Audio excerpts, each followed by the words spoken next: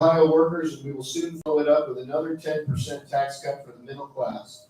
We've got to win the White House to do that, by the way. Just put it in your heads. Put it in your heads when you're getting ready to vote, while you're voting.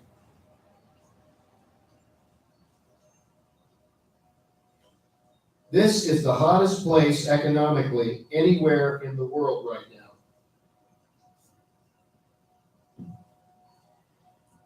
And it's an incredible time in America. Jobs are soaring, wages are rising, poverty is plummeting. Now, how ridiculous. We're the only country in the world where a person comes in, has a baby, and the baby is essentially a citizen of the United States for 85 years with all those benefits. It's ridiculous. It's ridiculous. It has to end.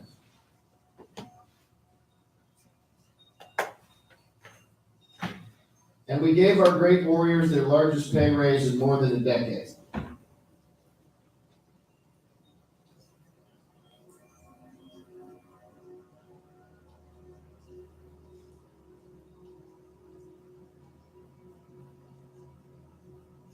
Last month alone, we added another 33. Think of this, 33,000 manufacturing jobs, 1,000 each day. Remember the previous administration? We're never going to have manufacturing jobs anymore. By the way, they're among the best jobs we have in our whole country, and very important jobs.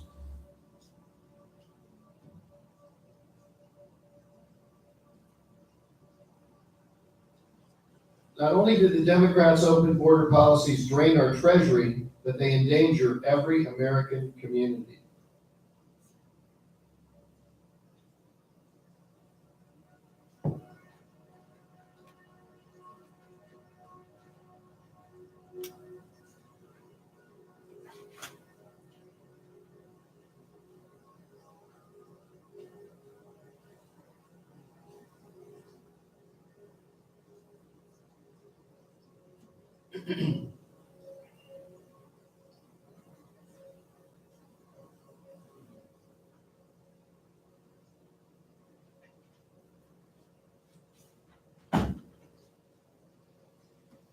We created a total of 4.5 million new jobs since the election. And by the way, the media would have never believed it if I had said that on the campaign. They would have never believed it. They would have said he shouldn't be allowed to say.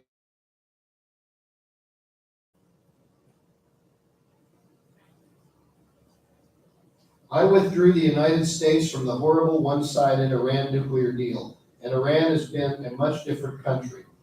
Has Iran been a different country for the last 6 months? Isn't that incredible? When I came in, it was just a question of how long it would take them to take over the whole Middle East.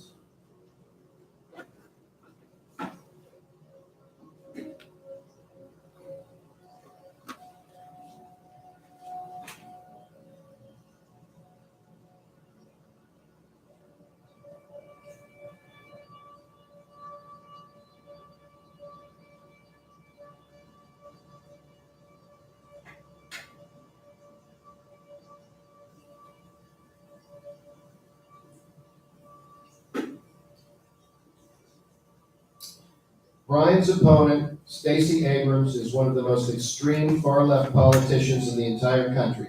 She supports a socialist takeover of healthcare. Our Second Amendment, which, believe me, is under siege. Our Second Amendment, if Stacey Abrams gets in, your Second Amendment is gone. Stacey and her friends will get rid of it. You wouldn't mind if somebody comes knocking on your door. Please, I'd like to have your guns turned over to government. Take your guns away. Please give us all guns right now.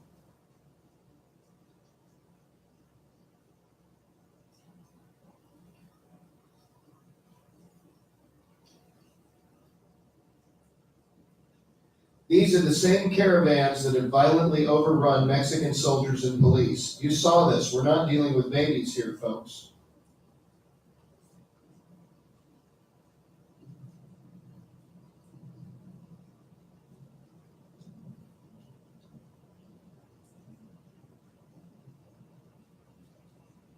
Do you want me to get a camera as well, like a Sony camera? I can set that up too. Oh, I don't need that. Okay.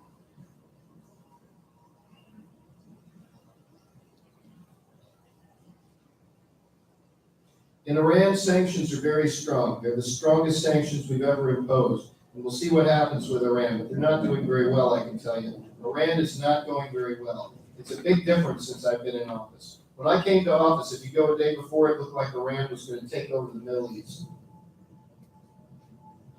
We're going to work on the tax cut. We already started. I've been working with Kevin Brady. We're working with the House. We're doing a 10% tax cut. Now, it could be that if we lose control of the House, that's not going to happen. But we're going to be doing a 10% tax cut for the middle class. We're starting the process already with Kevin Brady, and we're very well along on it. We're submitting it when they come back. Nobody else could do the job that we're doing. And as you know, the Democrats want to have open borders, and all of those tens of thousands of people pour into our country. That's not going to happen.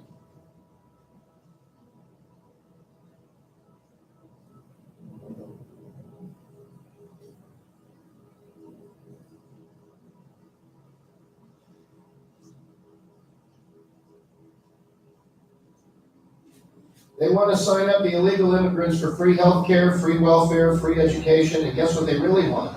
They want them voting because they believe they'll be voting for Democrats every single time.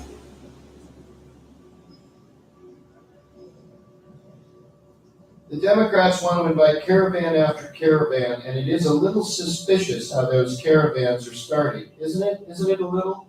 And I think it's a good thing maybe that they did it. Did they energize our base or what?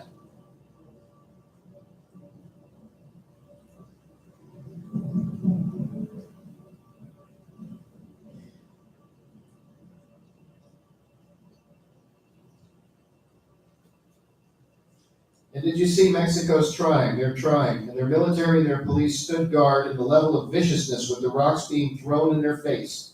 The military was hurt. Their police, their law enforcement, they were hurt. We don't want to put up with it. We don't want to put up with it. We don't want that in our country. We're not going to have it in our country. They broke through. Think of it. They broke through the Mexican military and the Mexican police. They broke through. And by the way, these aren't babies. They broke through viciously. We're not having them. And you know the good thing? They don't break through our military.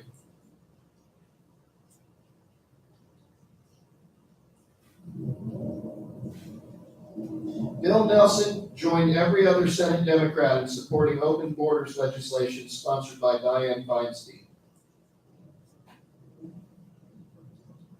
Dianne Feinstein, she did a great job. She did a great job on judiciary with her obvious leaks. Remember that? Remember that? Senator Corinne of Texas, did you leak? Do I leak? Did we leak? Did we leak? Did we leak? No, you didn't leak.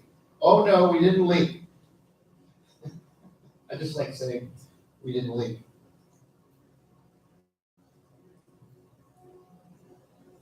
But never assume, please go out and vote. They've heard that before in this business, right? They're doing well. We don't have to go out and vote.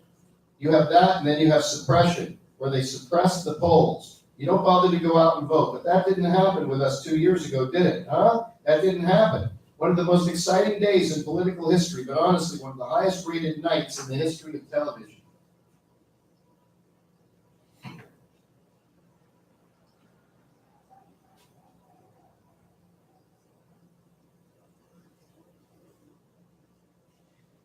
If we're going to have a great country, we have to have a great, strong, powerful border. So we're building the wall. As you know, it started. We did 1.6 billion. We've got another 1.6 billion. We're doing that and have another third, but I want to build it all at one time.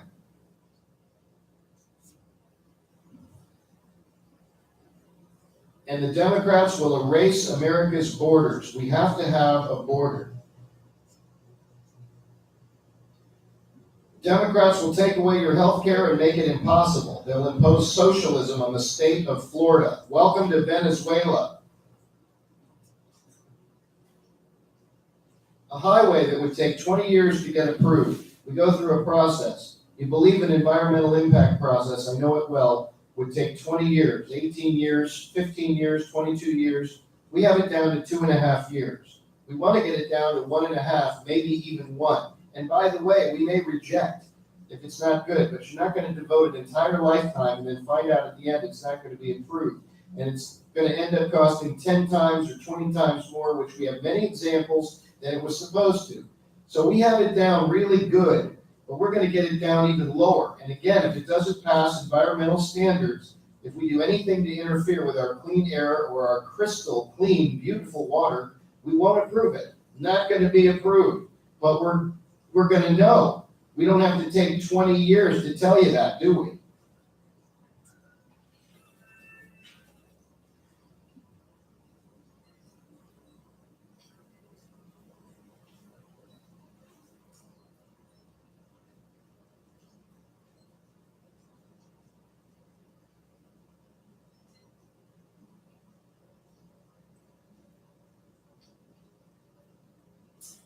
We're going to take it the way it is, and it is something, but we've added a total of 4.5 million new jobs since the election. Nobody would have thought that's possible, including those people back there. Nobody would have said that was possible. Nobody would have said, if I said on the campaign trail that we would add 4.5 million new jobs, they would go and, oh, they'd say terrible things.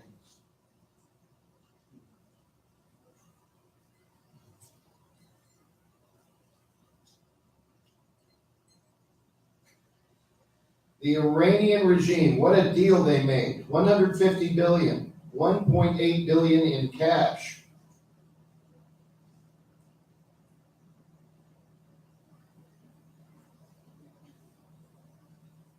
You're going to see drug prices come down substantially. And a month ago, I called up Pfizer and Novartis. I called up these great drug companies, the great companies, and I said, they raised the price. You saw that. That they announced a big price increase. Big. I called up the head. I said, what are you doing? You can't do that. I'm reducing the price of drugs. And you know, the following afternoon, I got a call back. Sir, we've decided to roll back. We're not going to increase the price of drugs. And then I realized how powerful it is to be the president of the United States. It's the first time they've ever done that. They rolled them back.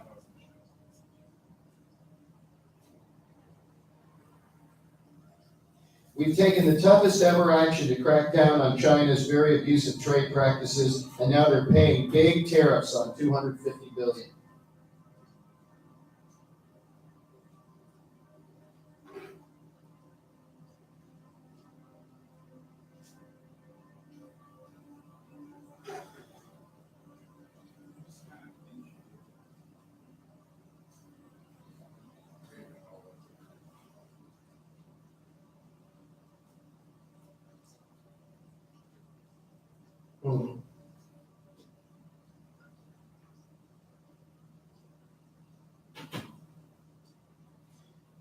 You've got to go and you've got to campaign in Wisconsin. You've got to campaign harder in Pennsylvania. You've got to campaign in Michigan. You've got to campaign harder in North Carolina. You know, not Russia. So they use that. I call it the Russian hoax. It's a hoax. And they use that as an excuse for losing the electoral college that is set up as they should win the electoral. I mean, you'd have to run the whole East Coast. You'd have to win so much, and it's a setup. The Democrats should easily win.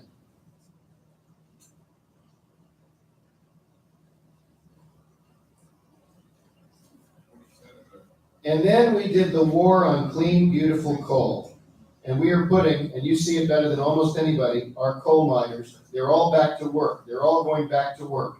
Clean coal. Clean coal. Nobody thought that was going to happen so fast either. You know, I was in West Virginia yesterday. Great people. They like the mines also. You know that, right?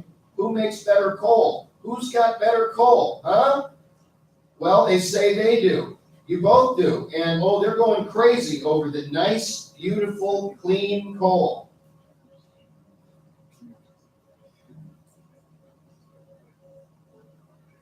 Wages, beautiful wages. For the first time in years, wages are rising.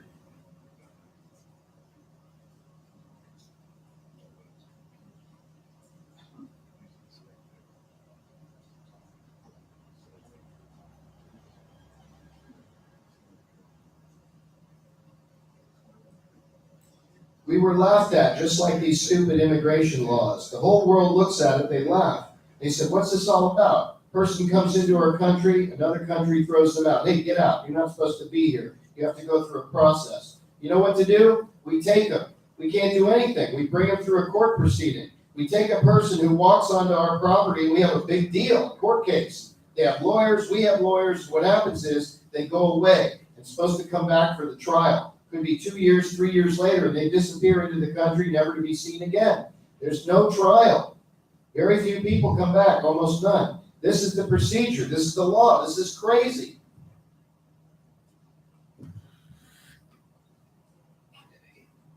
How's this thing?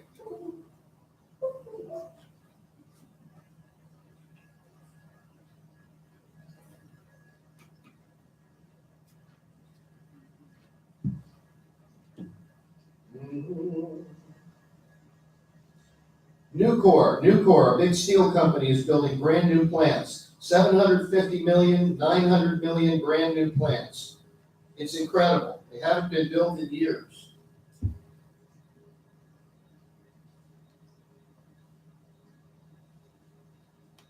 We started it about 8 months ago. It's incredible. The head of U.S. Steel called up. He said, I've never seen anything like it, what you've been able to do in such a short part of time. They're building 7 new plants. They're expanding plants. And the hottest industry, one of the hottest industries now, look at what's happened to steel. Steel, like coal, it was going off the cliff. You weren't going to have a steel industry in this country, and we need it.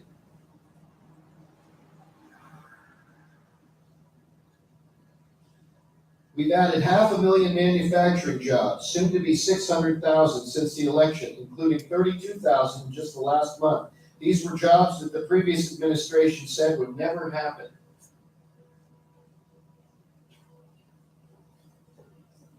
They want to keep drug dealers and predators and traffickers. How about the traffickers? These are human traffickers. These are the worst scum in the world. They want them out of our country, and we do that. The Democrats don't do that. They want open borders. Fly right in, folks. Come on in. We don't care who the hell you are. Come on in. And some communities in California, of all places, down to this San Diego, we're just about finishing it up, but they're demanding the wall. They want the wall. They said, let's not give it to them because then they'll put pressure on their government to build it, right?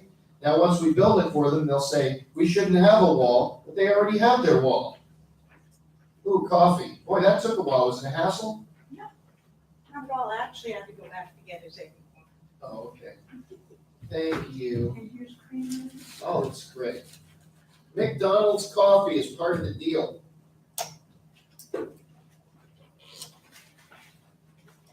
Is there anything in this? No, I gave you creamers. Oh, and it's beautiful. sugars. Okay, great. Sorry, you gotta do it yourself. I'm sure you don't mind that as we speak, Democrats are openly encouraging millions of illegal aliens to violate our laws and to overrun our borders. Michael O'Mara says, geez, when Tom reads these statements, I'm starting to believe them. And Charlie McCuder responds, it really makes obvious how inarticulate Trump really is. I listened to President Obama speak today. He had a very small crowd. I have to be honest with you. They don't tell you that, you know? They don't tell you that. In Houston, we had the biggest thing you've ever seen, and they were saying Donald Trump spoke today in front of a few thousand people. A few thousand? We had over 100,000 people that wanted to come. We had 22,000 people in the arena. We had thousands and thousands of people outside the arena. Donald Trump spoke today in front of a crowd of a few thousand people. Can you believe it? It's called the fake news, folks. But I heard President Obama speak today.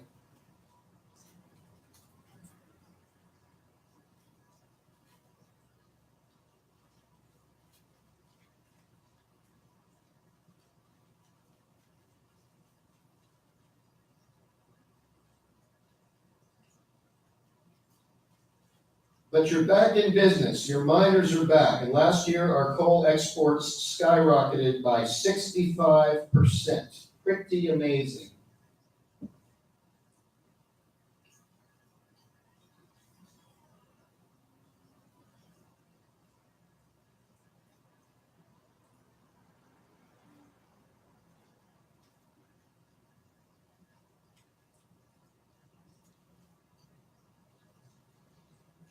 Everything we're doing is totally legal. It's all going through the courts. But we have one of the few systems where instead of telling people you can't come in, we take them in and we have to bring them through a court system. It's the most ridiculous system in the world. It's obsolete, but that's not the problem.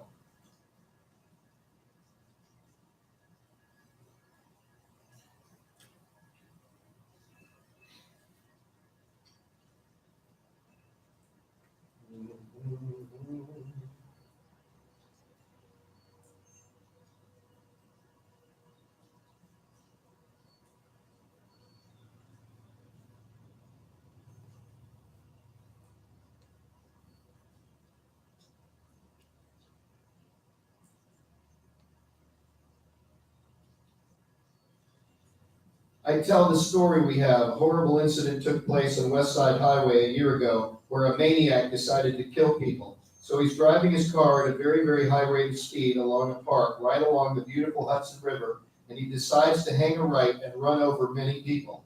8 people died. And what happens? He is a man that through the chain migration brought in his mother, his father, his uncles, his brother, his sisters. They think it's probably 22 people came into this country because of this guy who killed 8 people and so gravely wounded and injured so many more. It's a disgrace.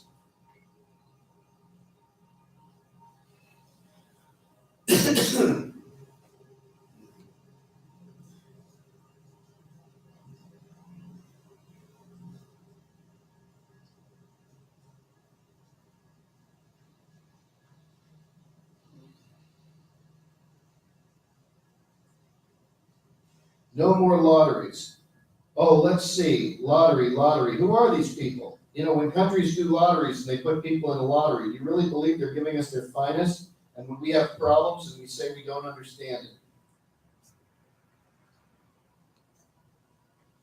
Look what we got. Foxconn, one of the great companies of the world. What they did in Wisconsin for Governor Walker. I mean, what he's done, what he's did, I was very much involved with that one. And I want to give him full credit because I'll tell you what, I gave him that one and he took it and got it done. It's one of the great companies of the world. And you have to see what they built. You have to see what they built in Wisconsin. Scott Walker, you have to see what they built. It's incredible, actually. It's as good as anything I've ever seen. Apparently that factory wasn't built when he said that.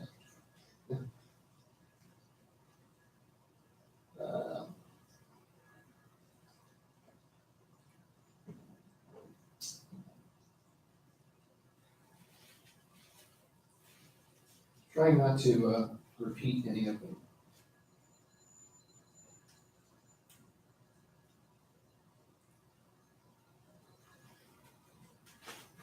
I want the cleanest water on the planet. We want the cleanest air on the planet, and we've got it, but we want to keep it just that way. We've got it better now than ever before.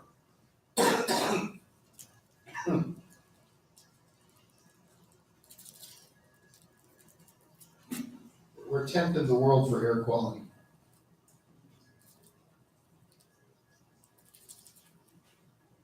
And again, with China, we're doing really well too on trade. They want to make a deal. We got to make the right deal. $500 billion a year for years might have been coming out of this country, and lots of other things. And I said we have to make the right deal. The veterans are all for us. Veterans' choice. We got them. Veterans' choice.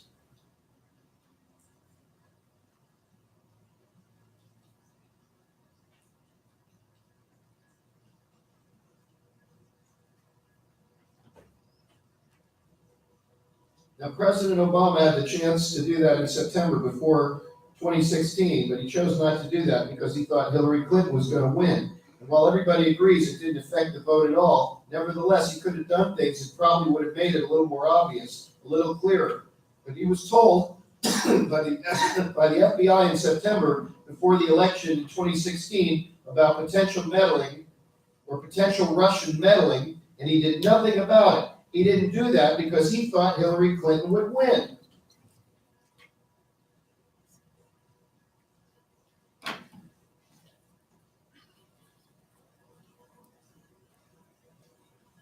The only long-term solution to the crisis and the only way to ensure the endurance of our nation as a sovereign country is for Congress to overcome open borders obstruction. That's exactly what it is. It's open border obstruction. No votes.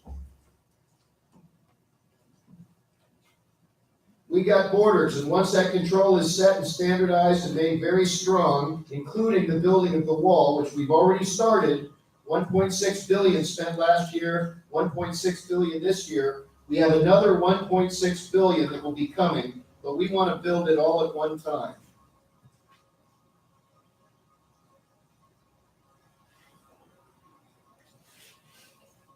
I want to thank the Army Corps of Engineers. They've been so efficient, so good, so talented. We have thousands of tents. We have a lot of tents. We have a lot of everything.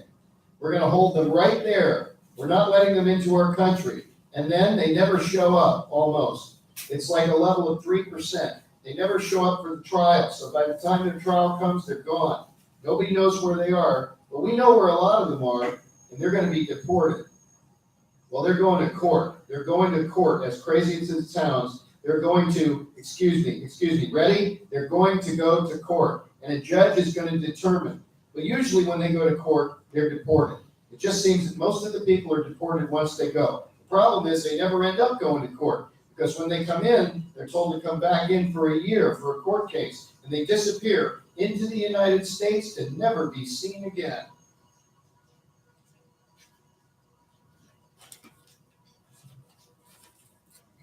On average, once released, an asylum case takes 3.5 years to complete. Think of it. Somebody walks into our country, reads a statement given by a lawyer, and we have 3.5 year court case for one person.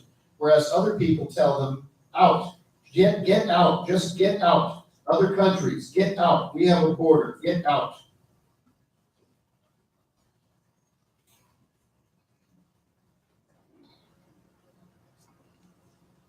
At this very moment, large, well-organized caravans of migrants are marching towards our southern border.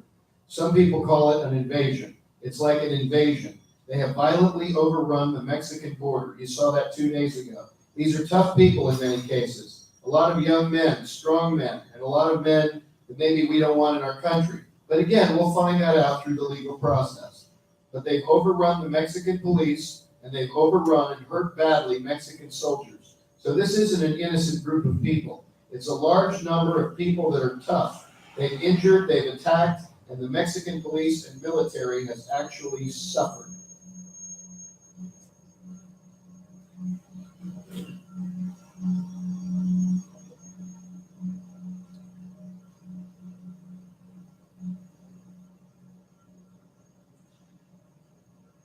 It's not up to the media to decide our fate. It's not up to the pollsters or the pundits. Although our polls are very good right now, they're going nuts with that one. They don't like it when we have good polls. So usually they make up phony polls, but that's okay. They're called repression. It's repression.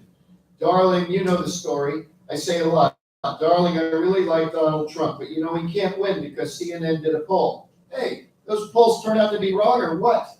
But it's called repression. It's called repression. They're phony polls, just like fake news. They're phony, fake polls. But they said, darling, I really like that guy. But you know, the polls say, according to some of the news, the media, because most people think it's legit, although that's changed a very lot. They said, darling, let's go to a movie and then we'll come home and watch our friend Donald. He'll just, oh, it's so sad what's happening.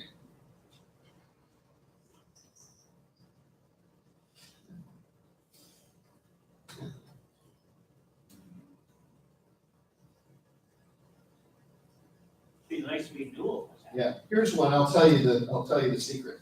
And in Missouri, they had, you saw it, 45,000 people outside. Think of it. So something is happening. Thank you, 45,000. The venue capacity has 11,000, and outside the venue were 1,000 people, not 45,000. And last week, I signed a record $716 billion funding bill for our military.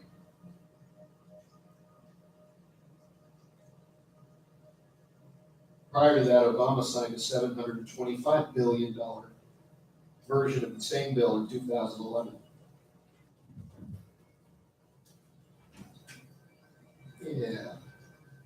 To help critical ill patients access life-saving treatments, we just passed something they've been trying to pass for 45 years, right to try. All right, we did that already.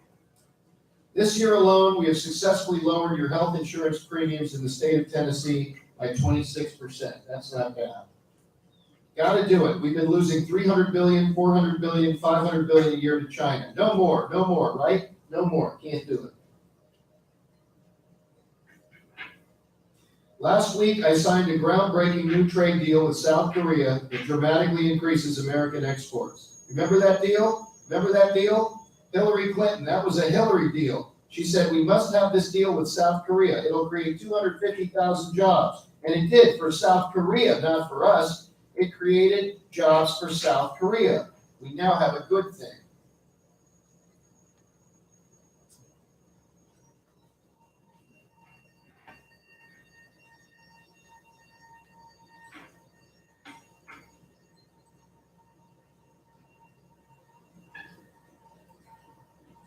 The Democrats want to block your great judges. They want to weaken the military. It's not even weakened. They don't want to spend any money on the military.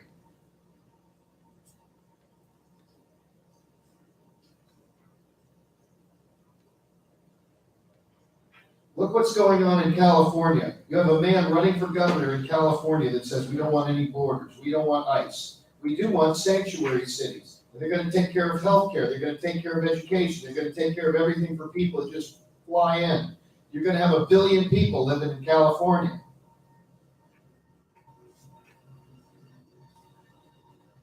After the crowd chants, build that wall, Trump says. And we are. We want to get more money.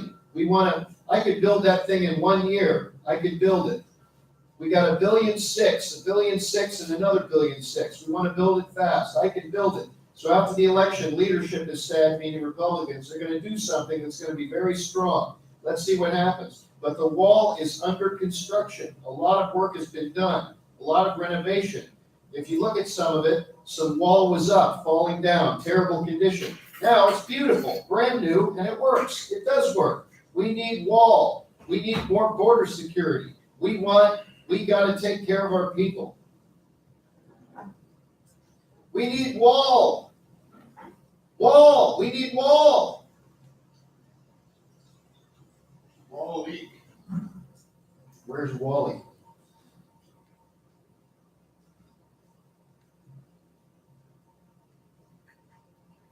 People thought he'd be a Supreme Court judge for the last 10 years. Talking about Brett Kavanaugh. He was meant for it. He was #1 at Yale, I believe. He was #1 at Yale Law School, or right up there. I think it was actually #1.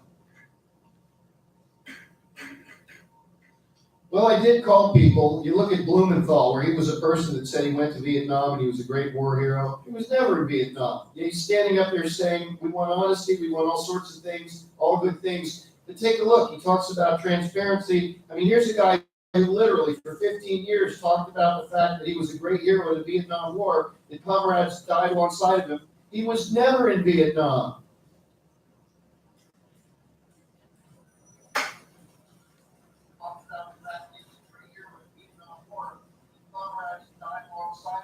But here's a guy, Senator Richard Blumenthal, lied, and now he's up there talking like he's holier than thou. You know what? Take a look at his record. And when he got out and when he apologized, he was crying. The tears were all over the place. And now he acts like, how dare you?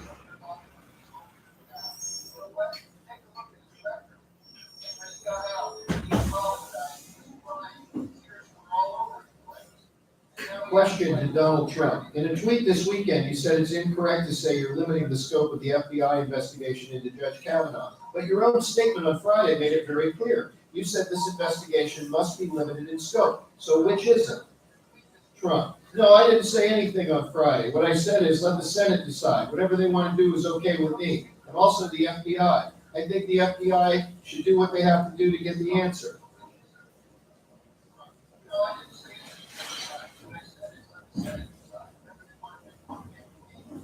These people, you know, when I first did it, they said, oh, why don't you just extend NAFTA? They have no idea about business. Just extend NAFTA. That would have been a disaster. We're losing $100 billion a year in deficits, at least to Mexico under NAFTA. U.S. Steel is building 8 or 9 plants. They're expanding plants.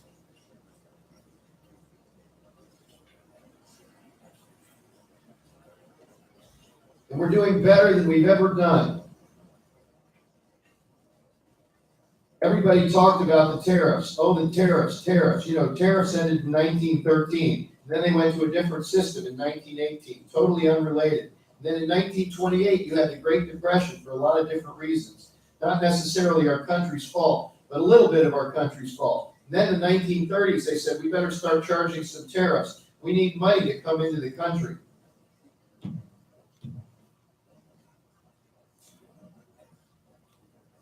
Somebody asked me if we were charging for this, to come see this. No. Oh my God, no. I should put no cover on the. Yeah, no cover. Are you kidding? Who would want to come see this? I don't even want to do it. But I have to do it, you see. I have to. Anyway, we're not charging a cover. Well, the Reverend Angel does posted something about getting tickets now. Oh, Reverend, did you put this on tickets? No. Oh, we got I to put the show on tickets, but Right. it was free tickets, and I actually got 3 people to sign up. and buy free tickets. Yes. Okay. I don't know, the tickets thing makes me confused. Well, I mean, basically, they can have a free ticket if they want. It's like saying you're going to come on Facebook. Well, we'll see what happens with China. We've lost $375 billion in trade deficits. They have a surplus of $375 billion with the United States, and it's been that way for years and years and years. I always say we rebuilt China.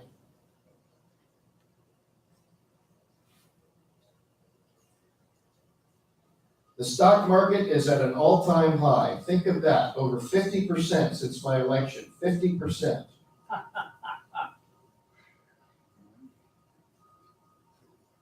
A pillar of national security is economic security and trade. National security is not where we lose hundreds of billions of dollars a year. Over the last 5 years, we've averaged $800 billion a year loss on trade. How dumb is that? $800 billion. This group doesn't know about those numbers. I don't even want them to hear those numbers.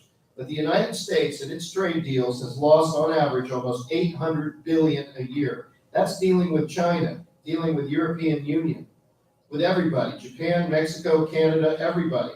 And we're not going to allow that to happen.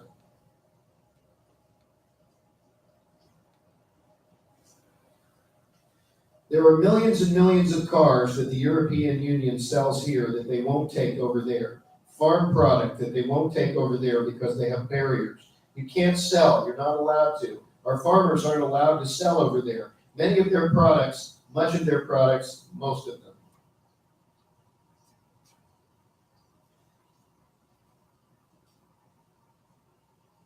The European Union, it's been very tough on the United States. Last year and for many years, they've lost in the vicinity of $150 billion a year. They have a massive trade barrier. They didn't want to come. They didn't want to talk. When we put on a 25% tariff on every car that comes from the United States into China, we thought we would be rebuked. We thought it would be terrible. Nobody ever called. Nobody did anything. That was years ago, and we charged them nothing, 2.5%, but we don't collect it. We do now, by the way, but we don't collect the 2.5%.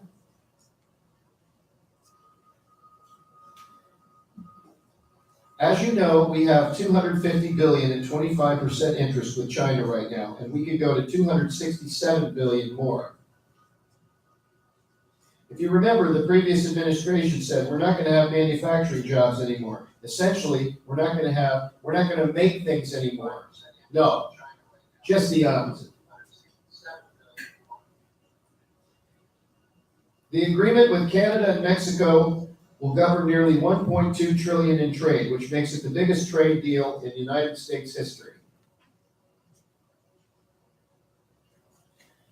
We just signed a much better deal with South Korea. We had a horrible, horrible deal, and we just signed that at the United Nations, and that's worked out well. And they're happy, we're happy. It's good for jobs, good for a lot of things. When that deal was signed, they said 250,000 jobs will be given by signing this transaction, and they were right. I've said it before, they were right. 250,000 jobs to South Korea, not to the United States. So that's changed, and very much for the better. And this one is a brand new deal. I've long contended that NAFTA was perhaps the worst trade deal ever made. Since NAFTA's adoption, the United States racked up trade deficits totaling more than $2 trillion. And it's a much higher number than that with Canada and Mexico. We will end visa lottery. How about visa lottery? Pick a name, pick a name. Come on into the country. And I know most of you don't care about this that are in the military, but we gave our great warriors their largest pay increase in over 10 years. I know you don't care about that.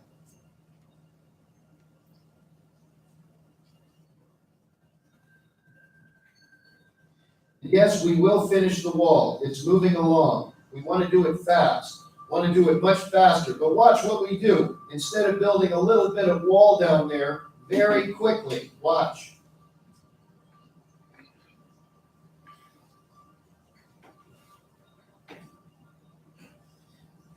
People of Florida, as we speak, the Democratic Party, you notice I don't say Democratic, I say Democrat, the Democrat Party, because that's their name, even though the other flows so much nicer. The Democratic Party. They should change their name and send me a check for giving them some free advice. But it's not the Democratic, it's called the Democrat Party. Oh, that's nice, thank you. McDonald's water? Yeah. We have the cleanest water. From Dasani. The Democrat plan also raised Medicare to fund benefits for illegal aliens at the expense of our seniors.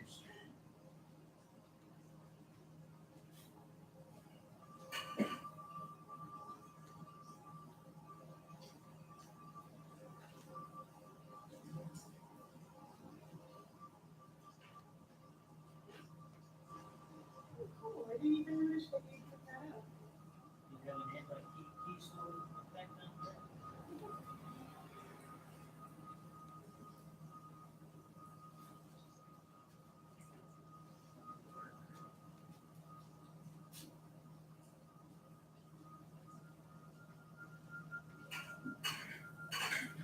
So-called birthright citizenship, which costs our country billions of dollars and is very unfair to our citizens, will be ended one way or the other. It is not covered by the 14th Amendment because of the words subject to the jurisdiction thereof. Many legal scholars agree.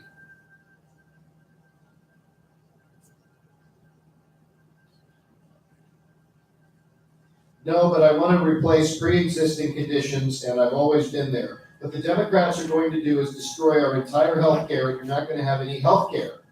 You would destroy the country. You're not going to have health care. The Democrats are going to literally, you'll have to pay 3 times the taxes, and they'll destroy health care as we know it in this country.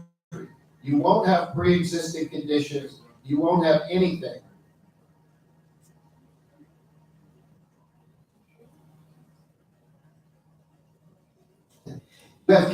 You have caravans coming up that look a lot larger than is reported, actually. I'm pretty good at estimating crowd size. And I'll tell you, they look a lot bigger than people would think. So we'll find out. Well, they're going to show up for me because nobody has done more for Christians or evangelicals or frankly religion than I have. You see all the things that we've passed, including the Johnson Amendment and so many things that we've nullified. So, Reverend Angel does, since I just was speaking about religion, I think it's time that you come on and bless the event while I use the bathroom break.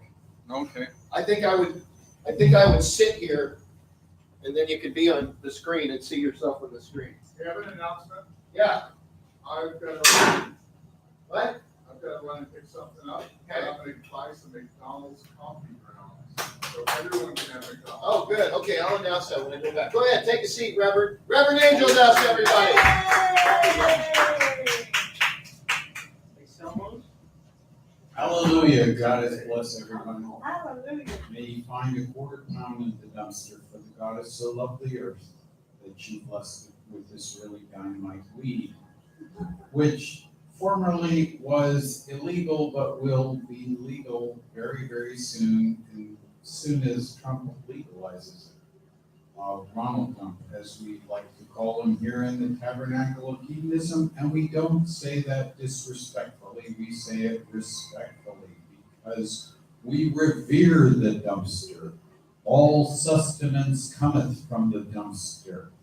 All sorts of things. Dumpster donuts, McDonald's coffee, McDonald's hash browns, McDonald's fingertip things. Anything that you can imagine, it cometh from the dumpster.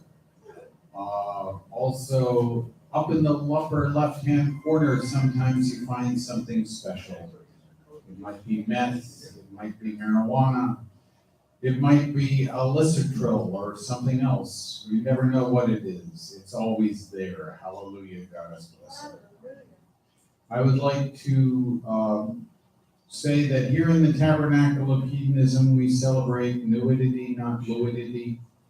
For it saith in Luke chapter 21, verse 34, take heed anytime your hearts be overcharged with surfeiting and drunkenness. And here in the Tabernacle of Hedonism, we like to surfeit naked because Adam and Eve were naked. And therefore, all ye should be too if you are to be without sin. Hallelujah. God is bless everyone. And when we surfeit naked, we like to surfeit naked not on dean and alcohol, but on all of the things that the Bible did not mention, such as crack, goofballs, liquid sunshine, marijuana, any other oxycodone, all those things. I would like to thank all of the people who compete or are competing with me or anybody else because competition makes us better. And ultimately, competition is what creates cooperation here in the world. If we compete and we try to put each other out of business and we try to steal each other's niche, then we are also making it so that if we compete with one another, we make each other better at what we do.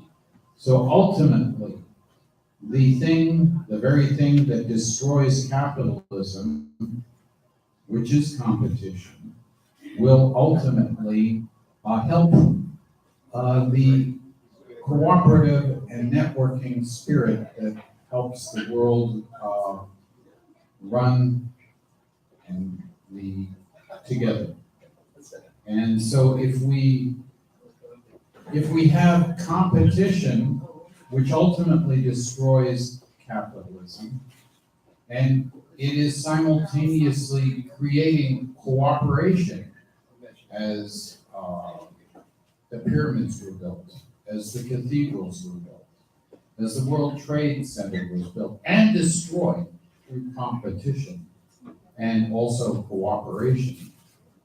Then we will have, after the dissolution of capitalism, the dissolution of the stock market, the ultimate crash of the stock market, which Ronald Dump is helping to commence through his policies, through his belief in capitalism, through his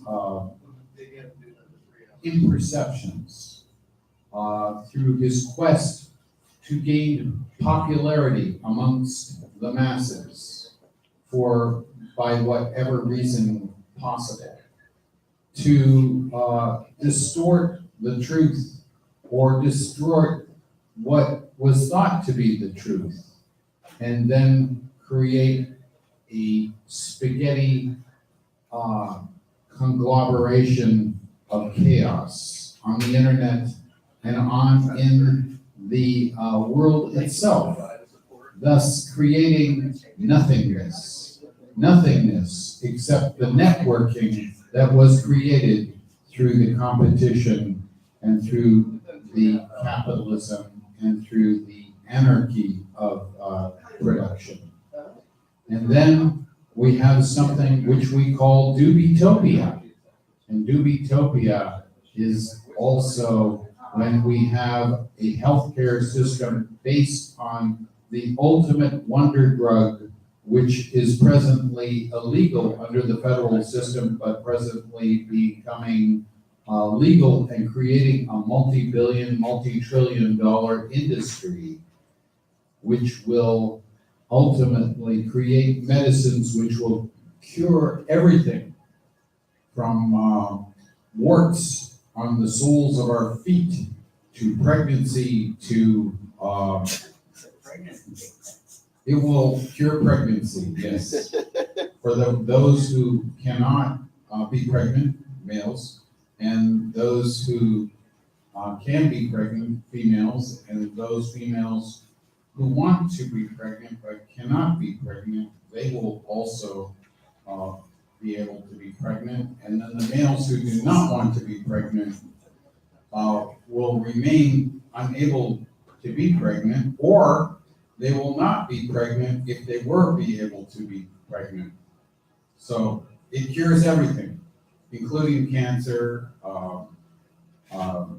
fast heartbeats, slow heartbeats, any kind of ailment that you can imagine. And Dubitopia is all about marijuana for the sake of humanity, which will be free because there's no money, there's no capitalism, there's no nothing, there's just cooperation created through the all of the horribleness and also goodness of capitalism combined. And that way we have ultimately the power of the dumpster, which the great dumpster goddess provides to us through her benevolence. Benevolence. Yes, benevolence. Are there any special prayers? Me, Yes, special prayer for Tom that he makes it through his 36 hours, 38 hours Could be longer. of reading through Ronald Dump's probably be longer. fibs. And it may even be longer. And we hope it is longer.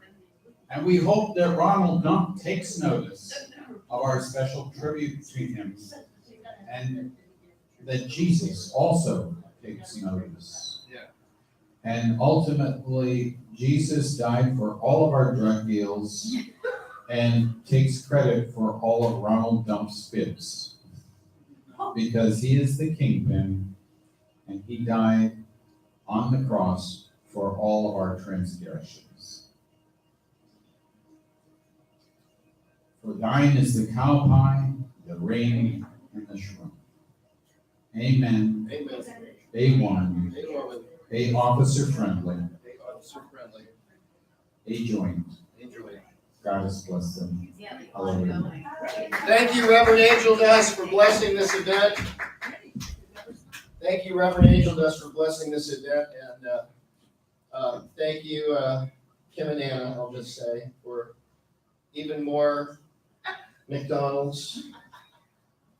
Our official crew of Michelle LeSueur, who's also running McDonald's and McDonald's Water. I've just been told by Alan Bushnell that he will be preparing bulk McDonald's coffee, brand McDonald's coffee, so that anyone who comes to this free event, it's free, by the way, it's free. Somebody said, who would pay for this? Nobody, idiot.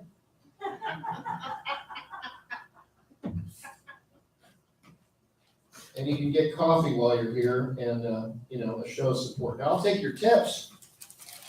Matter of fact, if you do tip anything, because you're getting a kick out of this, I have a whole bunch of artwork hanging up, so you could tip something, and then you could pick out a piece of artwork. And it would be like you paid for me to do art.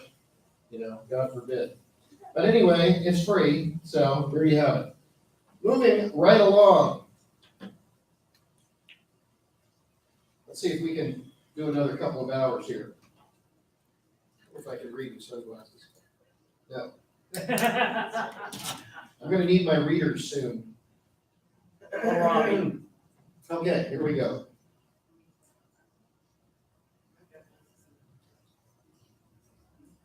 And now we have another election coming up. We need Republicans because the Democrats will give us no votes on anything. They don't mind open borders. They don't mind crime because open borders mean crime. They don't mind crime. If you look at our unemployment numbers that just came out again, they're the best in the history of our country.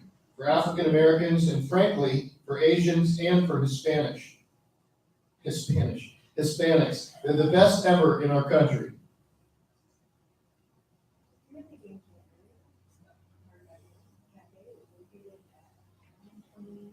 I'm all for people coming into the country legally and people based on merit. But when you see a caravan that's pouring up to our country with thousands of people, maybe 10,000 people now. Can I hold on to that? And I think that phony news, fake news, when you see the kinds of things happen, like happened yesterday, where Pittsburgh was so beautiful, went to the hospital, they didn't even cover it. And they didn't have to cover it, but it was a great thing to meet these warriors. They're really warriors who did a phenomenal job where it could have been even worse. Could have been much worse. They did such a great job. They don't even cover it. All they did were say, protesters, protesters.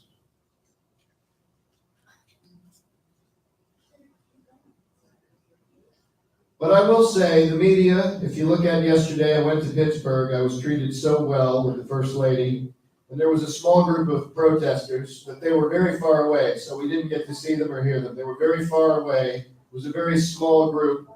They tried to make it like it was a big group. It was maybe 100 people, maybe less. And we came home, and I thought it was actually a beautiful day. And the media just absolutely, went after me. It was the most incredible thing. There was so violent and vicious, all of the news, ABC, CBS, NBC, CNN. I don't even watch. But I assume, I'm sure it's with CNN, but because they're just, automatically fake. But it was really fake news. We had a great day. It was so respectful of the office of president. And if you got home and you read the New York Times or the Washington Post, or if you saw any of the networks, you would say it was violence, riots. And the protesters were blocks away, a very small group. I know protests. There's a very small group of protests, but if you read this morning's New York Times or Washington Post or saw the networks, you would say it was World War III. It was really disgraceful.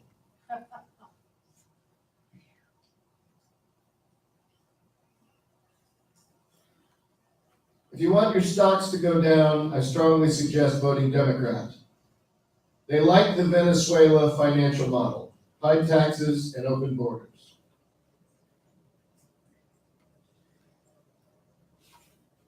CNN and others in the fake news business keep purposely and inaccurately reporting that I said the media is the enemy of the people. Wrong.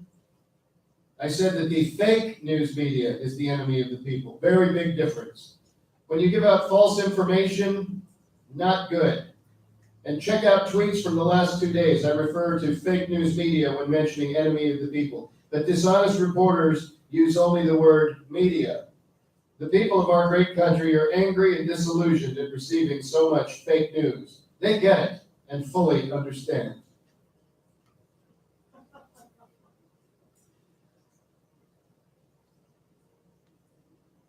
In Florida, there is a choice between Harvard, Yale educated man named Ron DeSantis, Florida, who's been a great congressman and will be a great governor, and a Democrat who is a thief and who is mayor of a poorly run Tallahassee, said to be one of the most corrupt cities in the country.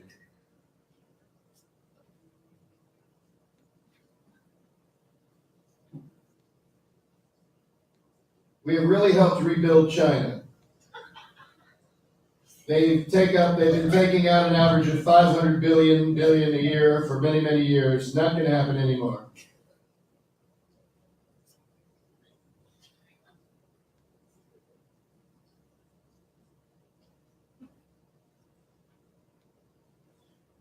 Look, here's a guy, Andrew Gillum, that in my opinion is a stone cold thief.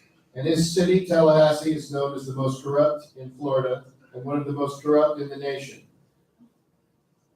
This other guy is a stone cold, in my opinion, he's a thief.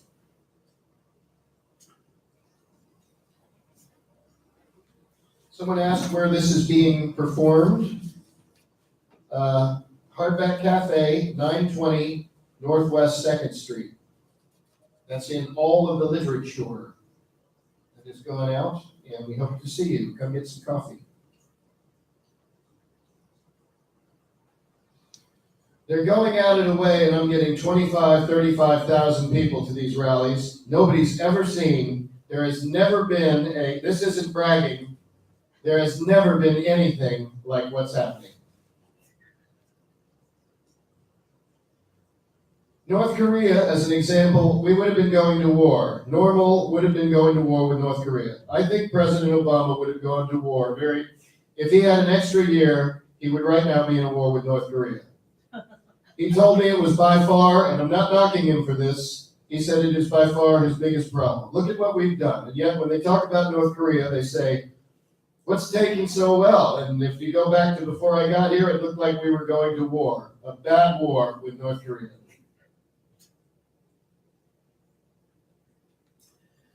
It was sent by Bibi Netanyahu, thanking me for opening the embassy in Jerusalem, which, as you know, is like the biggest deal. I just opened up, and we opened it up. We didn't just name it, it was going to take years and years to build, and it was going to cost over $1 billion. I opened up a beautiful building for $400,000, already opened, saved well over $1 billion, and it's been open for 4 months.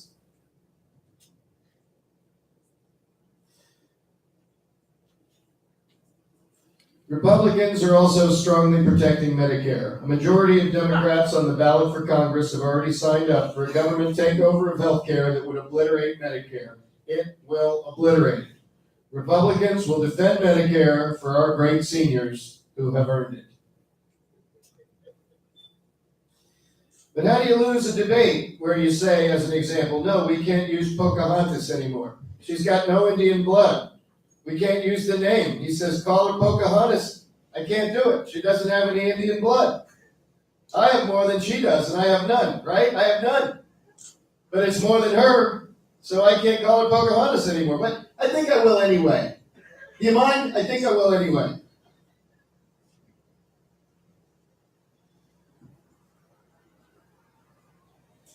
We have created almost 500,000 new manufacturing jobs. Think of that. Oh, I read this one already. But as much as I hate saying it because it sounds badly and doesn't roll off your lips, the Democratic Party is openly encouraging millions of illegal aliens to break our laws, violate our borders, and overwhelm our country. As we speak, the Democrat, not the Democratic, the Democrat, I hate saying it. It's so it doesn't flow, right? I say the Democrat Party, and I always say it because it's the right thing. Their name is the Democrat Party. It sounds so much more beautiful than the Democratic Party, right?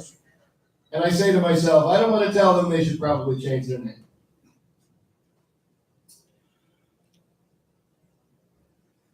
And when I see open borders, and come on in, in California, he wants open borders. The man running for governor, the Democrat, and I think your Republicans are doing a good job out there, but it's a hard place because the Democrats, who knows?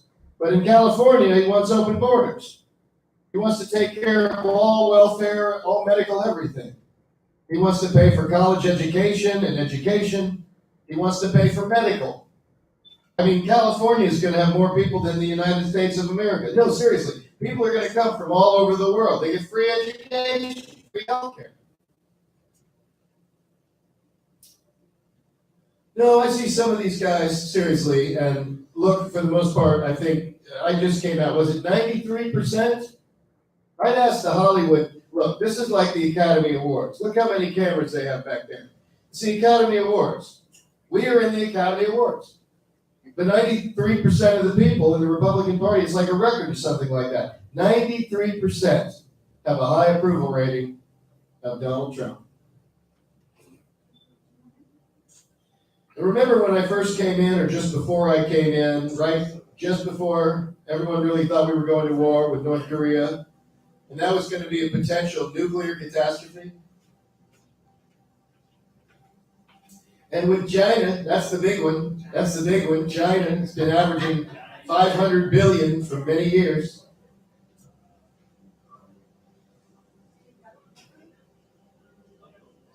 The European Union, last year they made 151 billion. They won't take our product, but we take their Mercedes-Benzes and their BMWs. Not going to happen anymore unless we straighten them out. The European Union, last year, they made 151 billion.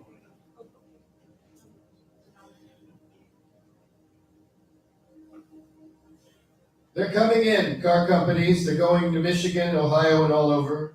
They're coming into Illinois. Get your taxes down a little bit. We got to get your taxes down, right? But they're coming into Illinois. But we have car companies. They're going north, South Carolina. They're coming into Florida. Prime Minister Abe was showing me. We have a list of companies. Abe.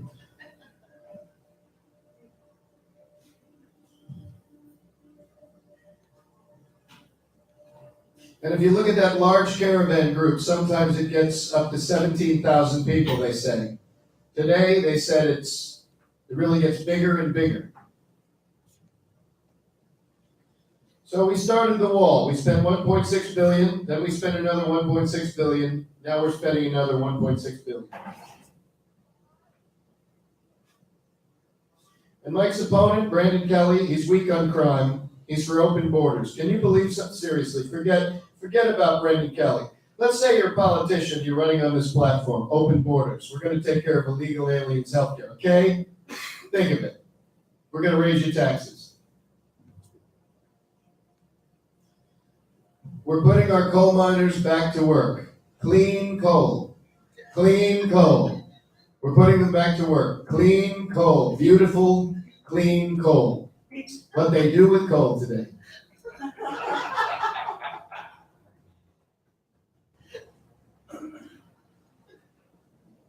And U.S. Steel is bringing back many plants, you know that, and they're opening up some new ones.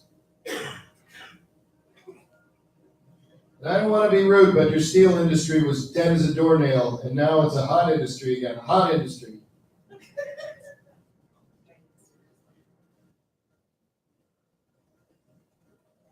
But we can't allow people like the Pittsburgh synagogue murderer to become important. And when we change all of our lives in order to accommodate them, it's not acceptable. So I thought of it for a little while. The press said, are you going to cancel these two events? And frankly, the future farmers, I could have done that one. But this is a rally for Mike Boss. And frankly, this one maybe I could have, except I don't want to change our life for somebody that's sick and evil. And I don't think we ever should. I don't think we ever should. Remember the New York Stock Exchange? Remember the teams? The Yankees? George Steinbrenner? He said, we got to play even if nobody comes. Nobody shows up, we got to play. And I remember that George was a tough man. He was a friend of mine, but he was a good man. And he said, we got to play. And they all played. I got to do this gig here. Nobody comes? They do it anyway. Read every Trump film. I don't care who got murdered. I read every one of them. A man, a woman, a joint goddess bliss.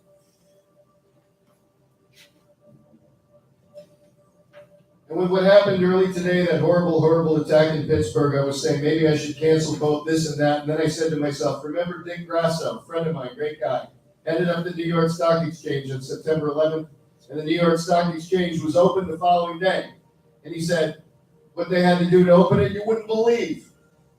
Won't even talk to you about it, but he got that exchange open. We can't make these sick, demented, evil people important.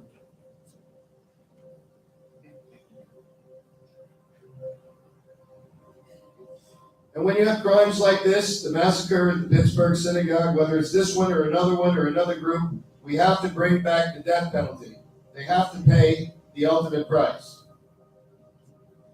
The death penalty was brought back in 1988, by the way, and that's why that's a thing. It wasn't gone. Well, it's the endless debate about guns or no guns, and the problem is that if you go with the other route, no guns, the bad guys are always going to have guns. So they're going to walk in and we'll be totally defenseless. You have to have them. And if you, literally, if you don't, take a look at Paris, the nightclub where almost 500 people were killed over a long period of time, just one after another and another. I always say, if just one person had a gun where the bullets could have flown the other way, you wouldn't have had a tragedy like that. So I understand both sides of the argument.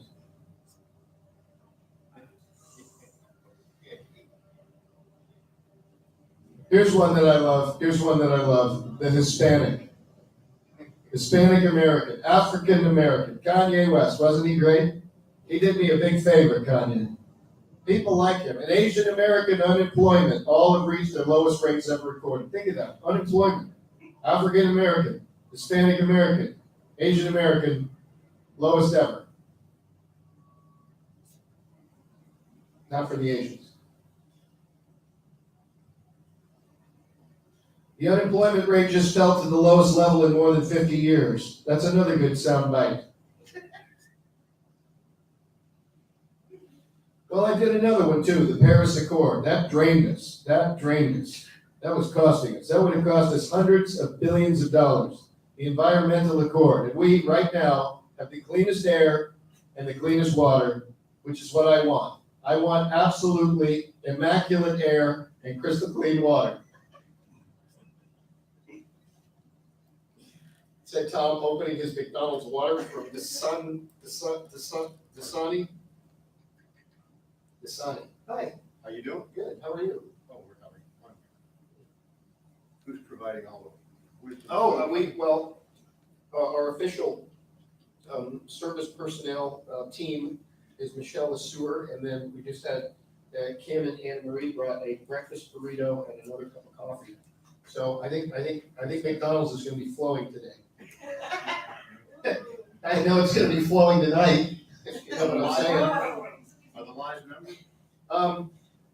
No, they're not numbered. If I lose my place, I know I'm screwed. But I'm keeping a record of each one. I've ticked off about 3 pages. It's about 100 or so on a page. So I've already done near 300 or so. Oh. So it's coming along. The way there almost. It's coming along. We'll see how it goes. Yeah. But I'm gonna- report a little more. Yeah, any I gotta questions? go to work. Okay, well, I'm gonna keep on going then. Yes. Thank you. No. Noel LaRue from GainesvilleDowntown.com, the greatest place to go to find anything that's cool and happening in town. Highly recommend going to that website. Thanks for coming. He even let me know it came down a week ago, so that was nice. So I can get it back up. I visit it regularly. It cost me $150, but that's okay. For another year.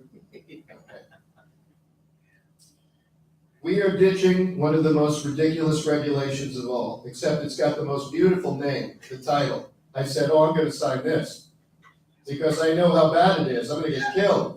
And I didn't because everybody knew how bad. It's got the most beautiful title, The Disastrous Waters of the United States Rule. You know what that is? Well, maybe not that many. You know what it is? It means you couldn't farm your land. It means you couldn't build houses on your land. It means you couldn't do anything with your land. If you had a little puddle on your land, you heard this, it was considered, for purposes of that rule, a lake. And you came under restrictions and regulations that made it impossible to go anywhere near it. Honestly, it was insane. It was ridiculous. Except for that beautiful title.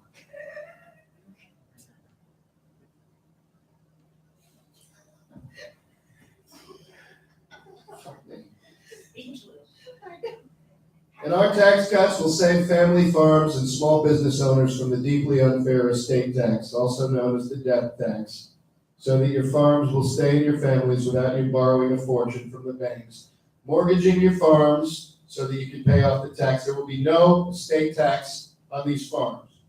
You don't have to worry about it anymore. Nobody talks about this, but there's no more estate tax on those small farms and businesses. It's a great thing. So you keep the farm and the family. Congratulations, everybody. You're very rich. You just became very rich. China. They make a car, they send a car to the United States, they pay 2.5%, but they don't pay because there's ways around it, so they pay nothing. But when they do take them, they charge us 25%. So we charge them nothing, they charge us 25%. Somehow that doesn't work too well. And that's what happened. It's so much better when I try to pretend I can imitate his voice. I can't, but it works. And we've taken the first step towards historic negotiations to permanently open markets for American farmers in Japan and the European Union, which has barriers up to American farms. The European Union sends us Mercedes-Benzes, BMWs by the millions. They won't take a piece of corn. They won't take wheat. They don't want our product, but we take their product. Somehow that's not going to last. Do you agree? The European Union has been very restricted. They don't take a lot. Not only farm products, medical products. So many products they don't take. And yet, we take theirs. And when do they take our product? They charge us a massive tax. Massive. Huge. And it'll all work out between China and the United States. It's, been doing very well against us for 25, 30 years. They've been doing beyond well, taking out $500 billion a year out of the United States. And I opened China to our beef a year ago. I haven't checked recently how we're doing there because we're in the middle of a pretty nasty dispute that we will win. We will win. No, we're going to win it. But China was taking our beef. First time since the year 2000 when they ended it. U.S. beef has been shipped to Brazil for the first time ever.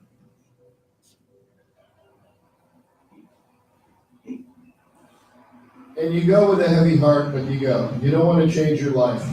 You can't make them important. These are bad people.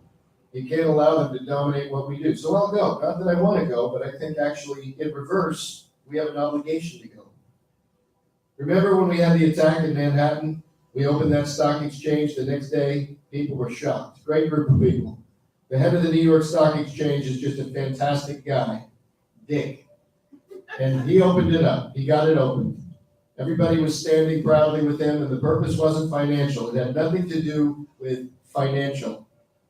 It was that we don't let people that are evil change our lives. China has been ripping us off for many years. They've been taking out billions and billions of dollars out of our country. $500 billion on an average for every year for many years now. Twitter has removed many people from my account, and more importantly, they have seemingly done something that makes it much harder to join. They have stifled growth to a point where it is obvious to all. A few weeks ago, it was a rocket ship. Now it's a blimp. Total bias. We went from a rocket ship to a blimp.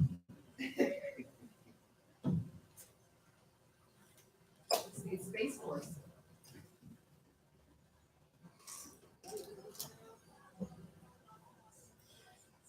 And we have recognized the capital of Israel and opened the American embassy in Jerusalem. And instead of spending $1.1 billion, I opened it up for $400,000. I called David, a very smart guy. I said, David, they want to spend $1.1 billion to build the embassy in Jerusalem. It's crazy. He said, can I work on it? Yeah, calls me back 2 days later. He says, sir, we own the best piece of land in Jerusalem. We have a building on the piece of land. It's set back from the standpoint of terrorism. They want to set back. They don't like it on the street. We all understand that, right? It's set back beautifully. It's on a big site. Like I think 18 acres, which is a massive site. We've owned it for a long time. We have a building on it. It's a good building, but it needs some renovation. We can take a big chunk of the building, renovate it, sir. I can have it done for $180,000, he told me. $180,000. $180,000. So I said, wait a minute. It's the first time I've ever done this in my life. I shouldn't tell you this. I'll get in trouble. They'll get me in trouble. I said, wait a minute, David, you won't believe what I'm going to say. I said, that sounds too cheap. It's no good. He says, I could do it for 180. I said, David, it's too cheap. Do it for 400,000 or 500,000. Please don't do it for 180,000. 180,000, they're going to think you're kidding. Do it for like 400,000. Is that okay? And there's a stone called Jerusalem stone. I have a friend, he's a very rich person, the great Ron Barron. He's a great hedge fund guy, great brilliant guy, and for years he brags about his office. He said, I use Jerusalem stone. He gets it in Jerusalem. And it's one of the most expensive. He's so proud of it. He's more proud of Jerusalem stone than he is of his career, and he's made billions, okay? Really. And he always wants to show me his Jerusalem stone. I've been hearing for years, so I said, David, didn't you use Jerusalem stone? You're in Jerusalem. He said, absolutely. I get it for peanuts. Can you believe it? So we all have Jerusalem stone. It's beautiful. We ended up spending $400,000. We opened it in 4 months after I agreed to do it in the first place. We saved $1.1 billion. We got it open. Don't forget, the $1.1 billion, as a lot of people in this room would say, probably would have never got built. And if it did, it would have cost $4.4 billion. So we did it for $400,000, and we're proud of it. And by the way, it's beautiful. It's really beautiful. Wow. We passed Veterans Choice, giving our veterans the right to see a private doctor. There went the phone. I think we're not streaming anymore. Oh, good. Then I can stop. I'll just lie and say I did it. Nope, I'm doing it. No, you're on YouTube and. Oh, I'm on Tabernacle. YouTube too? Oh, okay. Oh, shit. I didn't. Oh, now And I've got- Twitter. Now I've got to do it. Now you really gotta do it. Yeah. I gotta get this phone going again. You got Live 2 on accounts YouTube on now? Twitter and basically, You're keeping track of that? yeah, How many people? YouTube and Facebook, and then you're on about 6 pages. Okay. Well, we'll see. Okay. There it And goes. it Okay, must it's be- starting to charge. It must be magic because 2 out of 3 of my marijuana stocks are up. Your marijuana stocks have gone up? That's Yeah. a good thing. That's how I know we're doing the right thing here. Yeah. Get careful with the cords, because if you unplug my computer, I'm fucked. All right, here we go. Just start over You can again. talk like that on the phone. I'll have to find it. Yeah, I'm starting to get his cadence though, you know? We have approved, after 44 years, patients get life-saving treatments that we passed. It's called Right to Try. Oh, I've done Right to Try already. I'm tired of that one. He lied a lot about that one. You know, the president came to North Carolina, just a nice president, a good president, even a really good president like Ronald Reagan. If a president came to North Carolina, what would happen? They'd go to a hotel. They'd have a conference room. That's my kind of guy right there. That's my kind of guy. No, nice president, they go to a hotel. They'd have a conference room, 300 people, 350, and that would be considered a success. They'd say, wow, that was a good success. It was worthwhile. We have the other night in Houston, the Houston Rockets, the arena packed, set a new record. Outside, tens of thousands of people.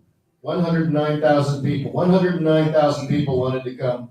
And every place. But if they came to North Carolina, nice president, 300, 350 people. And then they go back to the White House. Look at this crowd. It's crazy.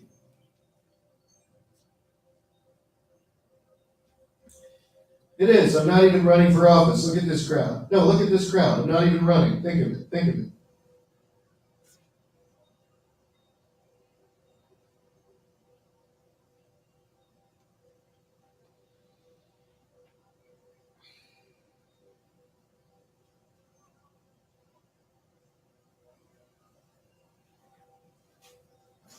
A vote for Democrats is also a vote to destroy Medicare.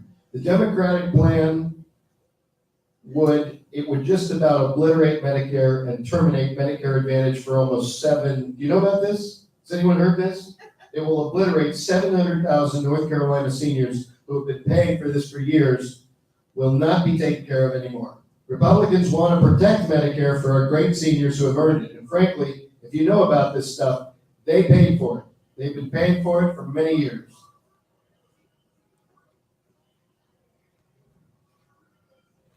We won, and he's going to be there for many, many years. And we put another great one there, Justice Gorsuch. You know that? Neil Gorsuch. Those are 2 great people. Scholars, brilliant, genius, #1 in their class, #1 at Yale, #1 at Yale Law, one of the greatest records you've ever seen. I used to hear about how Justice Kavanaugh, I used to hear 10 years ago, I said, there's a young man named Kavanaugh, Brett Kavanaugh.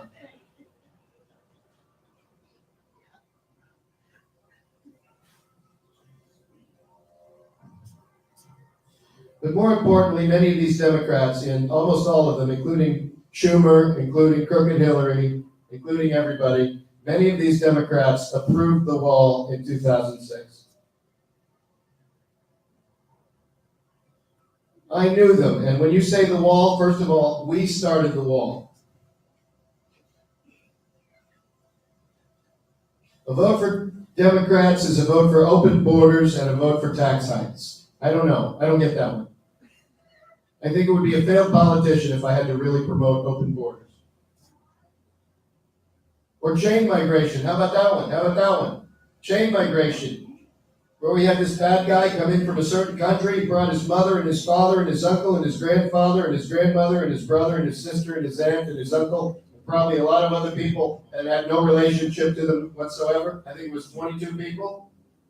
But perhaps they'll be able to figure it out. And he's driving down the West Side Highway, this beautiful park along West Side Highway in Manhattan, I know very well, and he decides to kill people. And so he takes the car going 60 or 70 miles an hour, far above the speed limit, turns it right into a park where people are jogging, where people are working out, where people want to look so good. They leave their apartment to work out, to run along the Hudson River, so beautiful. And he goes 70 miles an hour, boom, and he kills 8. And he badly hurts, nobody ever talks about, 12 people. Missing arms, missing legs, missing everything, just so sad. And he brought in 22 people.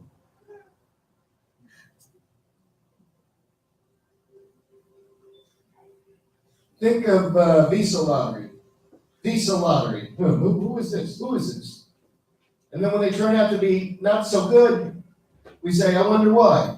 Well, maybe the country is giving us their worst in these lotteries. Does that make sense? You think the country's saying, hey, let's get our best people, our greatest people, let's put them in the lottery so the United States can have them? Or you think maybe they're just going the opposite route? I think maybe just going the opposite route, right?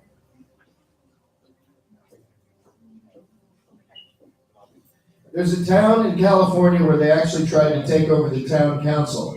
All illegal aliens running the town council. That sounds like a great idea.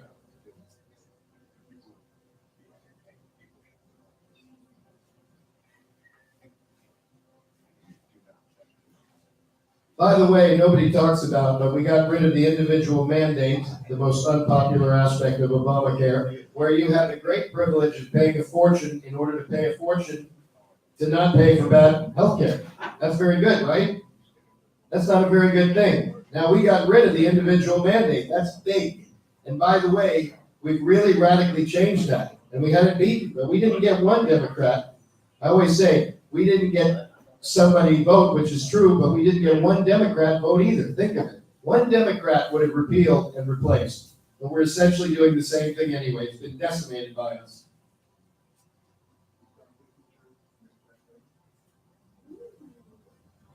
Democrats want to impose socialism.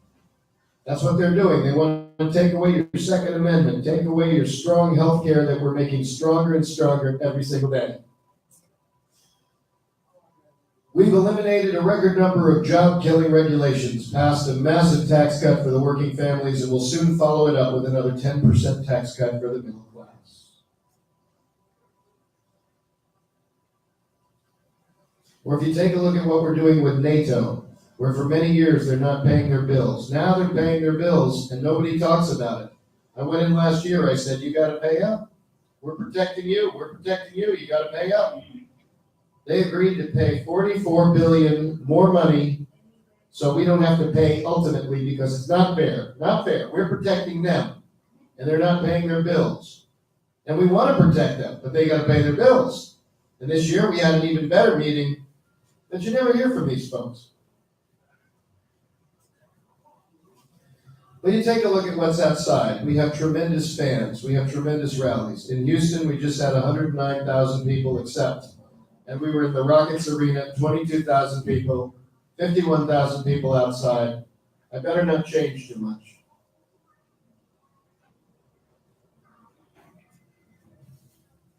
We have a lot of Senate races where we're leading, races that frankly we're going to be uncontested. It looks like we're leading a lot of those races. The Democrat policies. Have you noticed I never say the Democrat, okay, I did that one already. Never gets old, though. Yeah. So when I took office, trade, we lost 807 billion that year on trade. Think of it, 807 billion. Nobody even knows what that is. What does it mean? It's so much. It's like, what does it mean? You know, if you said you lost 12 billion, we lost 807 billion.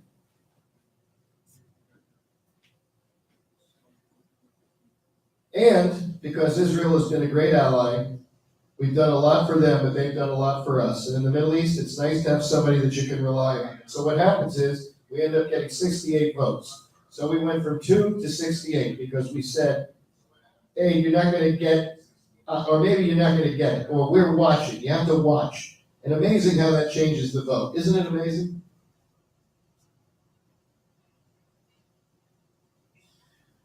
We're driving down drug prices, first time in many years. As you know, I called up a number of big drug companies, Novartis, Pfizer, others. They raised their prices. I talked to them. They all brought them back down. Now they're going to go lower than that.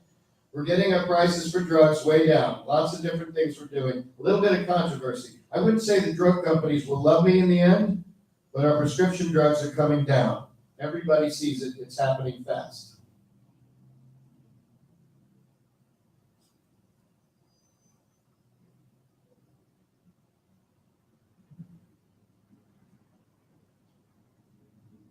They're rioting in their streets. Their money has collapsed. Their lives are a lot different. And they're not looking so much for the Mediterranean. When I took office, they were looking for the Mediterranean. They were going to take over everything. Now they want to survive. Whole different deal, folks. It's a whole different deal.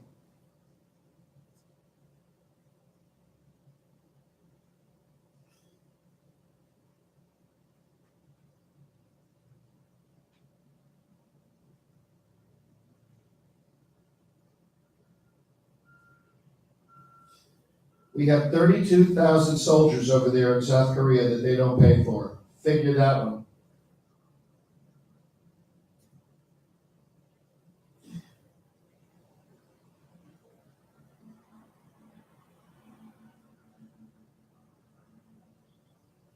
On trade, we lost 807 billion. Think of it. 800. Who made these deals?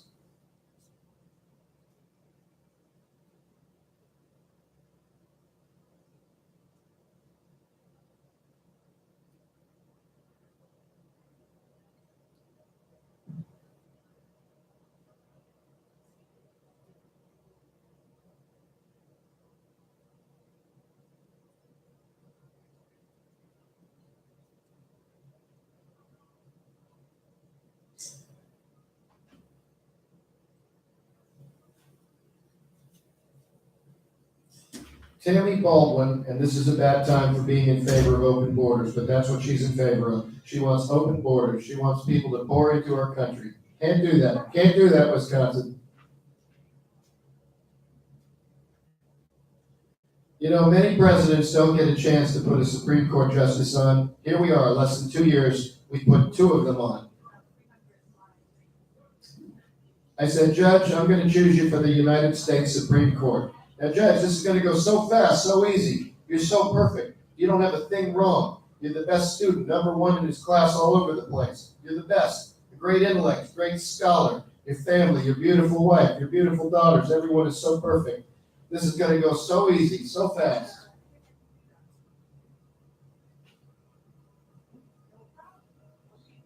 NAFTA was a disaster. It was a bad deal from day one. Should have been terminated on day 2. And 25 years later, I get it terminated, okay? And the new USMCA, I like that name, USMCA, it works. Now I say it like routinely. At first we had to sort of give it a little thought. Now it's very routine. USMCA.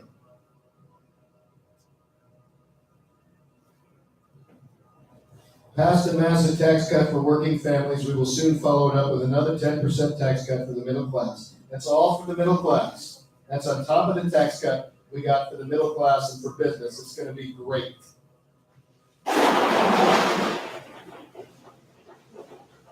Manufacturing confidence has reached an all-time high in the history of our country. I think it's now 38 years old, this poll. It's a long time, could be longer.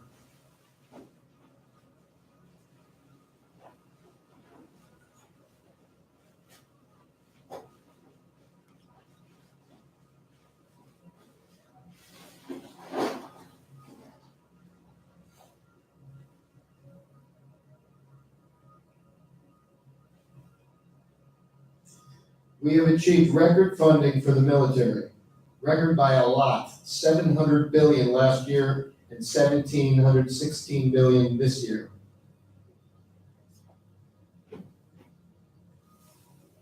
In San Diego, for those of you that are from San Diego, they were begging us for a wall. I said, maybe we'll leave it until the end because they wanted it so badly. They're strong politically, but I said, look, let's get it done. And we've done a great job with building it. And it's had a tremendous impact on San Diego. We either have a border or we don't. We need a wall. We put up some of the wall. We do it as fast as it comes. The money comes in. We are building.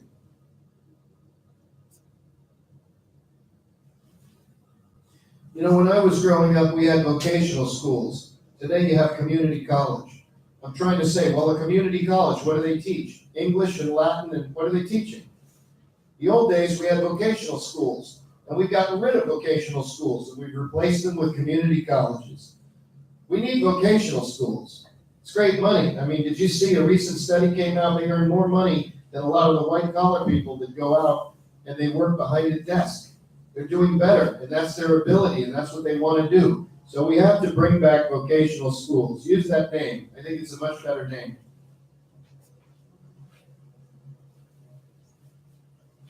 We have now become the #1 energy source in the world. Can you believe it? In the last little while.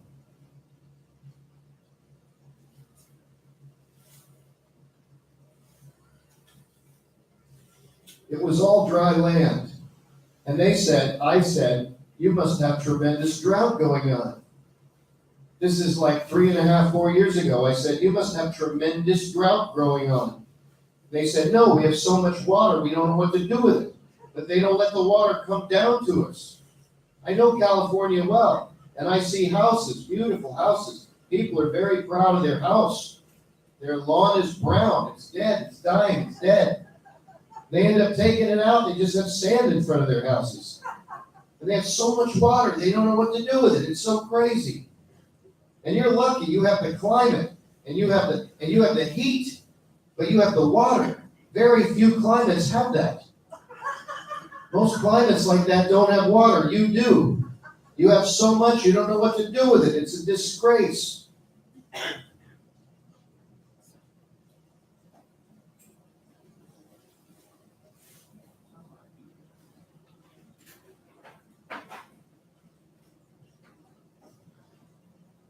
We also completed a wonderful new deal with South Korea. This was a deal that the previous administration did. They promised 250,000 jobs. They said this will create 250,000 new jobs. And they were right for South Korea, not for us. They produced 250,000 jobs. We got nothing except loss.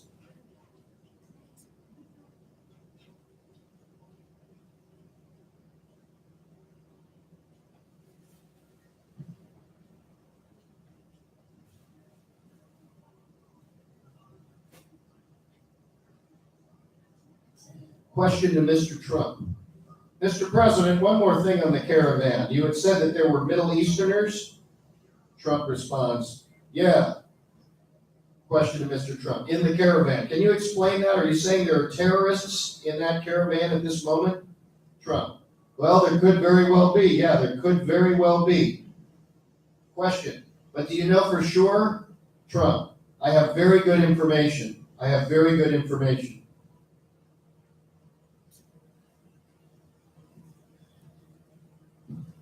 And that all went to creating Apple as an example. I was with them. They're going to be spending $350 billion on building new facilities in the United States, which is something, as you know, from a long time ago. I've been saying it from the beginning. I want Apple to build their plants here. They're going to spend $350 billion. They're bringing in $230 billion offshore because of our tax plan. I mean, we have the best numbers literally we've ever had. Oh, I read that.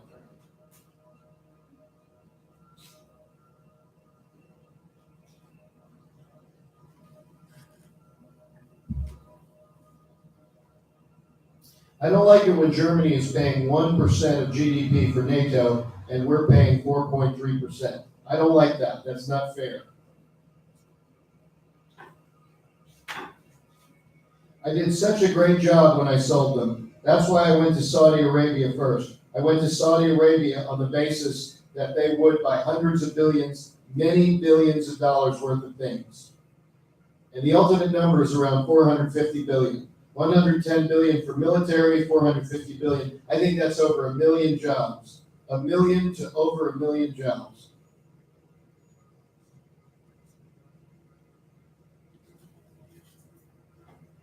I will tell you that Russia and China would love to have that military order from Saudi Arabia. I mean, I can say it to my Democrat friends too. I mean, they would love, this is 110 billion worth of military. I went to Saudi Arabia on the basis that they would buy hundreds of billions, many billions of dollars worth of things. The ultimate number is around 450 billion. 110 billion for military, 450 billion. And I've been told by the others, they don't want investment of 450 billion. I think that's foolish. But there are some that feel that. And I'm going to leave it very much in terms of what we ultimately do. I'm going to leave it very much in conjunction with me up to Congress. And that means Congress, both Republicans and Democrats, and one independent, right?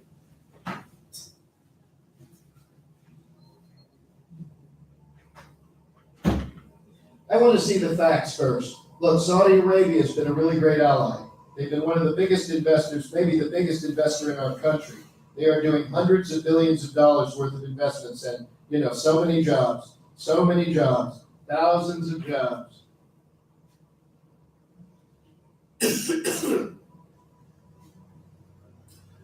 Talking about Michael Cohen. Now, he represented me on very small things. He was like a public relations person.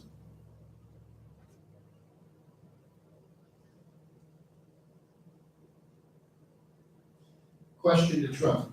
A lot of people say that tariffs are really the biggest threat to the economy long term. Trump, we don't have any tariffs. Question to Trump. But you're saying it's the Fed? Trump, it's so much nonsense, okay? This is your story. We don't even have tariffs. I'm using tariffs to negotiate. I mean, other than some tariffs on steel, which is actually small, what do we have? I didn't put them on the USMCA. We have a trade deal. I didn't put them on in South Korea. We have a trade deal, but I didn't put tariffs. Where do we have tariffs? We don't have tariffs anywhere. I read that today. We're worried about the tariffs. You know what happens? A business that's doing badly always likes to blame Trump and the tariffs because it's a good excuse for some incompetent guy that's making 25 million a year. But think of it, Michael. We don't have tariffs. Where do we have tariffs? I'm talking tariffs. I'll use tariffs. I mean it. I said I was going to put tariffs on European Union cars, right? They came to my office. We made the concept of a deal. We'll see what happens. But they agreed to a deal that they wouldn't even talk about. There's no tariffs.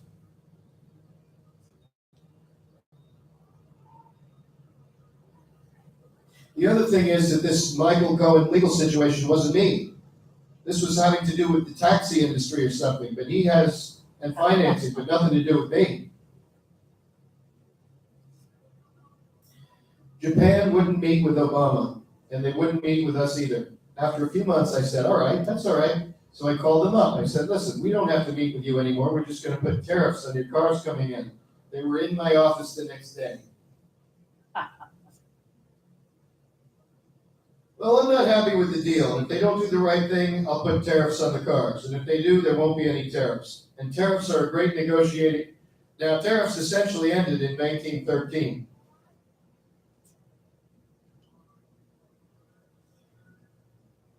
And the tariffs, you saw what I put out today on the tariffs? I guess, did you see I put out a little social media? We have a lot of money coming into this country. People don't realize it. Ultimately, I'll use it to negotiate. And if they don't negotiate a free, don't forget, they wouldn't even meet with President Obama, Europe, and these other countries.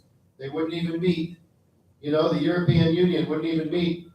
They said, we are very happy with the deal. They wouldn't meet with Obama, the European Union.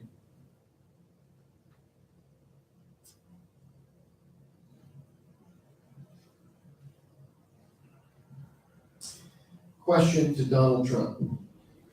Taxes, your middle class tax cut. Can you say a little bit about where that came from? Trump. This is a resolution. Well, I've been working on this with Kevin Brady for a long time. And because we're doing so well, we couldn't have done this originally. I would have to put it into the original bill, but we couldn't have done it originally because we've become, we're doing really well. The numbers are really good. This would not be for business. Now, this would be in addition because the middle class did very well in the original bill. I would have put this into the original bill, but at that time, nobody thought we would do as well as we're doing. We're going to a 10%. No, will be a great thing for the middle class. I think the middle class deserves it. The middle class has been forgotten for many, many years. I call it the forgotten men and women. They came out and they're like Trump, but the fact is the middle class has been forgotten for many years, and that's what we're going to do. This would be a resolution because they're out, but we're doing the resolution now. I have no idea what that means.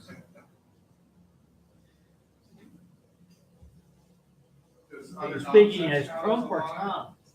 That was Tom speaking about Trump. This is Trump again. Iran is not the same country since I took away it's a different country. Their economy has crashed. Their currency has crashed. They're having riots every week, big ones in every city.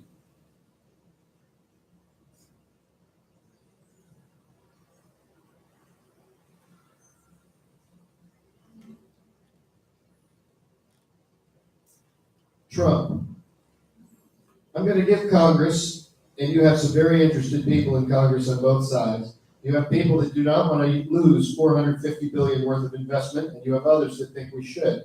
I disagree with them, but I think if we do that, we're hurting ourselves much more than we're hurting Saudi Arabia. If we cancel $450 billion, don't forget, you were on the trip, I think. I went to Saudi Arabia, and we agreed to a number of $450 billion. There's never been anything like that. Question to Trump. How much of the deal has been done? Trump. It gets done over a period of time. Question. Do you know where you're at? Trump. No, but a lot of contracts were handed out that day. And there were letters of intent and different things. But Michael, it's a lot. Even if you took it and made it a lot less than that, it's the largest order ever made.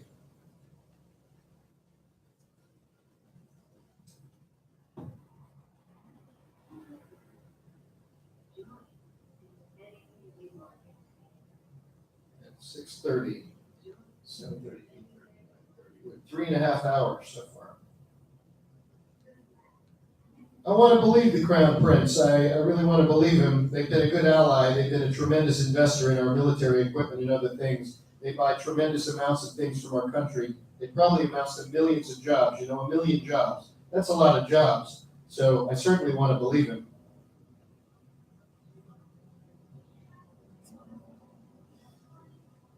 And we passed Veterans Choice, giving our veterans the right to see a private doctor instead of waiting online for 1 month, 2 months, 3 months, 4 months, having a simple illness corrected. You'd have people that stand in line so long, they would have a simple problem. By the time they got to see a doctor, they were terminally ill. Terminally ill. So now they have to wait in line.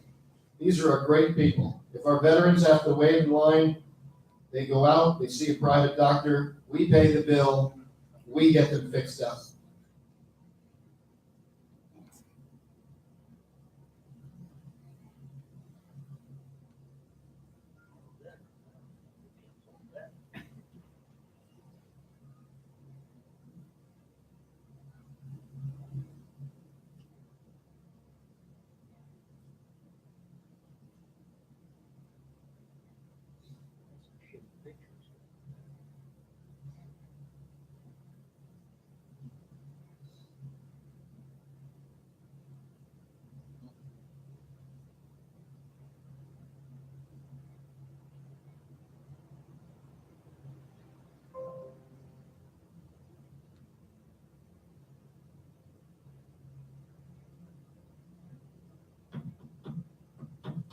All right, I'm taking a bathroom break.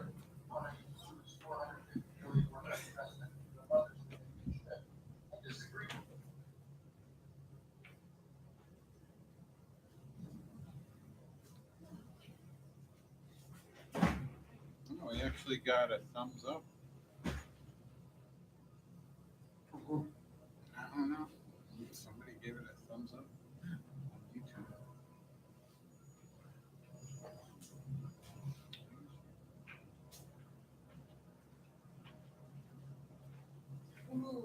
Let's look at that on my You can watch it phone. on the flyer.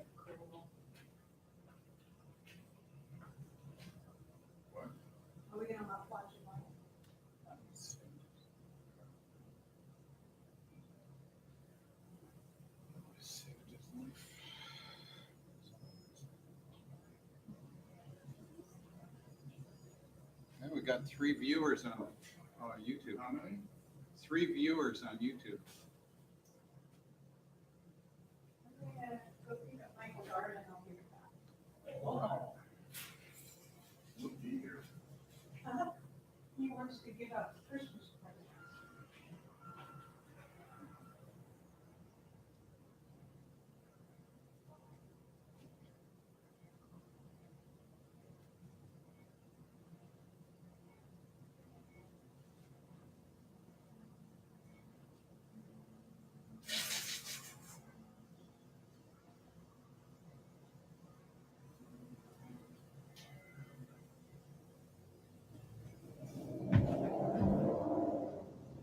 Watch the cord, John. Website. It's listed on the press release. You can click right on it, it's a link. Press release, or is that on Facebook? Yeah, it's on my Facebook feed. All right. And another tall guy, John Cornyn, who is an incredible senator. He represents you so well. He's always fighting for you. And he was the one that asked Dianne Feinstein, did you leak? Oh, not the leak again. In Texas, the United States Coast Guard saved 16,000 lives.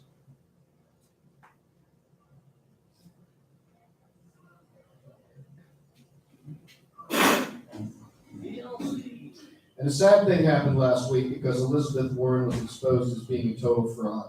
And I can no longer call her Pocahontas. All right, we did that already. And if Ted doesn't win, your Second Amendment is going to be in big trouble. Big trouble. Remember that. Beto O'Rourke got an F from the NRA, one of the few. You know what an F means? An F means he wants to take away your guns, okay? That's what it means. I never even heard of an F. I never heard. Louis, did you ever hear of an F?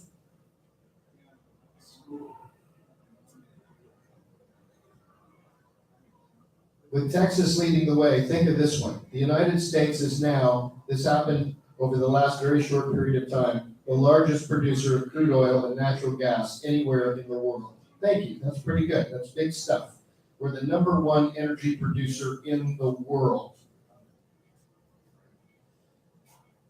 On day one, I approved the Keystone and the Dakota Access Pipeline, 48,000 jobs. Day one. Think of that. Day one. They spent years and years trying to get these pipelines built.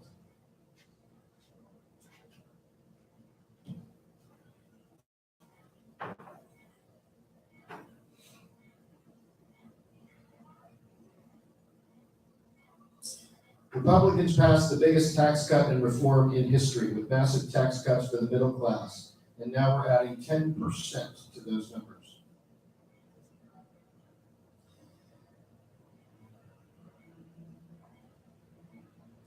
And you know what's happening right now as a large group of people, they call it a caravan. You know how the caravan started? Does everybody know what this means? I think that Democrats had something to do with it. And now they're saying, I think we made a big mistake because people are seeing how bad it is, how pathetic it is, how bad our laws are. They made a big mistake. So as the caravan, and look, this is an assault on our country.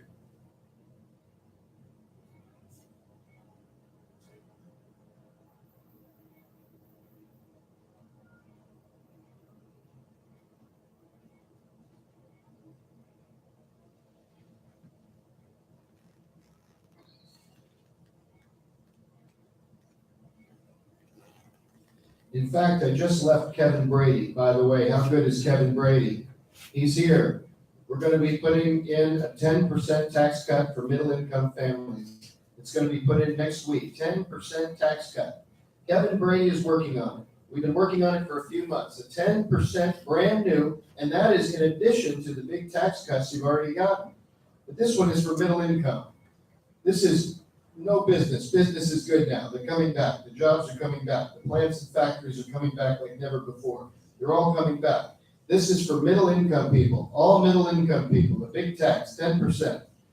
We'll be putting it in next week. Now, if the Democrats take over, I can't speak, I'm sorry. Instead of a tax cut, you're going to have a big, beautiful tax raise. You don't want that.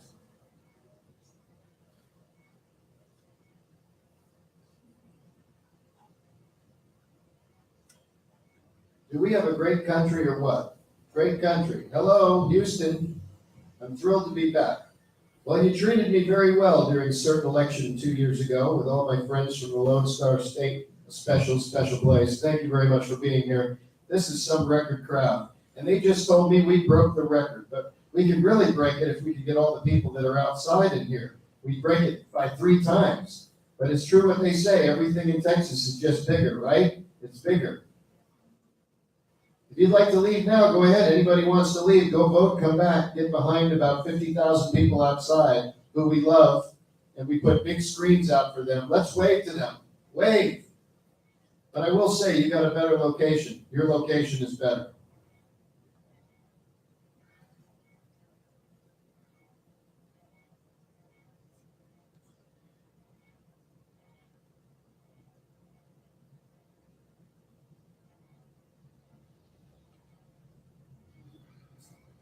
Question to Mr. Trump. Hey, Mr. President, you said Californians were rioting over the sanctuary cities. Where? Trump. You shouldn't have. Take a look. They want to get out of sanctuary cities. Many places in California want to get out of sanctuary cities. Question to Mr. Trump. But that's not rioting, sir, right?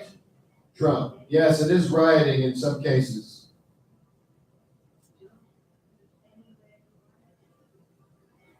Question to Mr. Trump. You said that you wanted tax cuts by November 1st. Congress isn't even in session. How is that possible? Trump. No, we're going to be passing. No, we're putting in a resolution sometime in the next week or a week and a half, 2 weeks. Question. A resolution where? Trump. We're giving middle income tax reduction of about 10%. We're doing it now for middle income people. This is not for business. This is for middle. That's on top of the tax decrease that we've already given them. Question, are you signing an executive order for that? Trump, no, I'm going through Congress. Question, the Congress isn't in session though. Trump, we won't have time to do the vote. We'll do the vote later. Question, Congress is out. Trump, we'll do the vote after the election.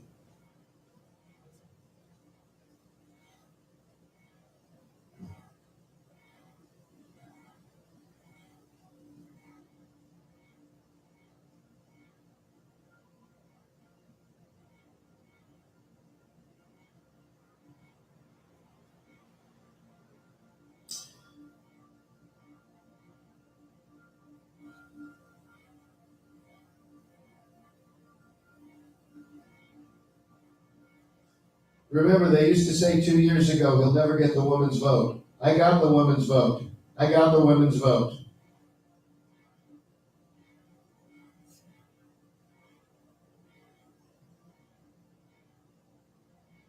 And by the way, Joe Biden is in Las Vegas. Joe, Sleepy Joe Biden. We call him 1% Joe because he ran at least twice, I think 3 times. They say twice. I think he ran 3 times, and he never had more than 1%. So we call him 1% Joe. And then, remember what happened? So we have a lot of people, and we have 6,700 people over here that couldn't get in. And here's the thing. Biden, they just said the count, 193 people showed up. And we love Elko, but in all fairness, it's easier to draw a crowd in Las Vegas. Do we agree? We want to be here, but it is, right? Yeah, he had 193 people, and he was thrilled. That's one of the biggest crowds he's ever had.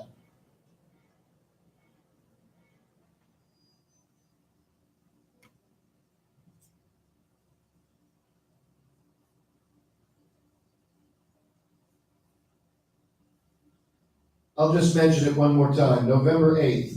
Was that a great day? That was the greatest political movement in the history of our country, maybe anywhere. And they never questioned me on that. You know they want to.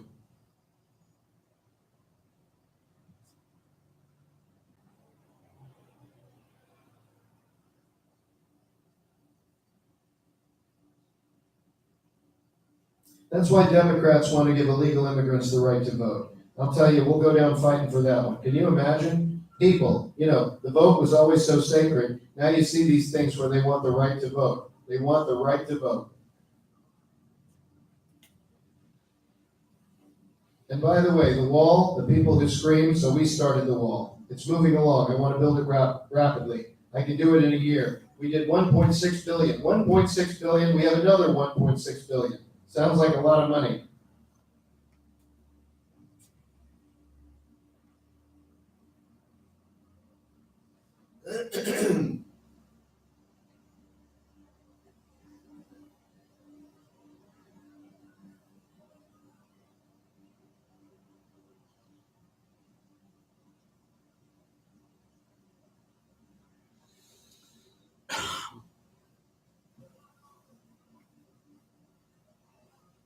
Think of this, you're running for office and your policy is raise taxes and open borders and crime. Because basically it's crime. How do you win an election? The new platform of the Democrat Party is radical socialism and open borders, which leads to crime, tremendous crime. The casualties in the Democrats' open borders crusade are really a lot.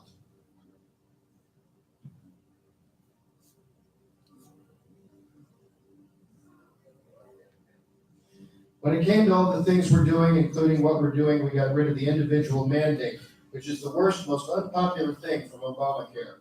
We actually had Obamacare totally repealed and replaced. We couldn't get one Democrat vote, not one, and we repealed. But now, if you notice, your premiums are way, way down. Nobody thought that this was possible, and it's been very much dismantled. But it will ultimately be totally dismantled. We had it done. We were a little disappointed in one vote.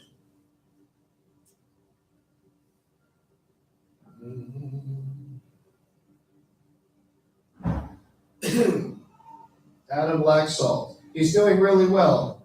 You got to go out and you got to vote. You got to. His opponent is a far left Democrat. He wants to raid your health care. He wants to fund socialism because that's what it is. And he wants to open your borders wide open. Other than that, he's a great guy.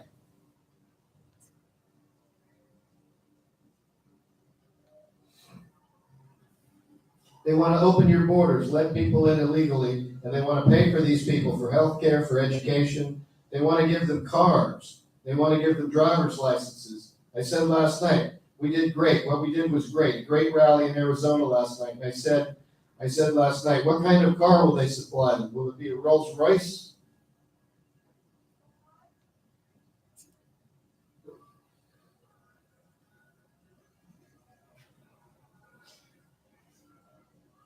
Democrats want to massively raise your taxes, impose socialism on our country. We'll be another Venezuela. They want to take away your health care, destroy your Second Amendment. Think of it. They want to take away your Second Amendment. They want to raise your taxes. They want to open your borders, let people in illegally. The Democrats want to throw open your borders to deadly drugs and gangs and anybody else that wants to come in. And they really have.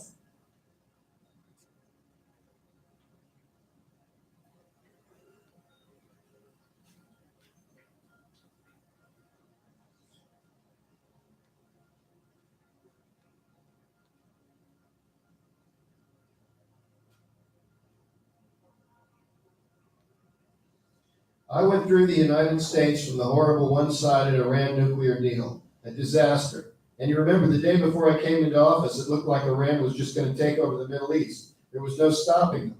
Guess what? They're struggling right now. They're really struggling. They're having riots every weekend. They are struggling right now.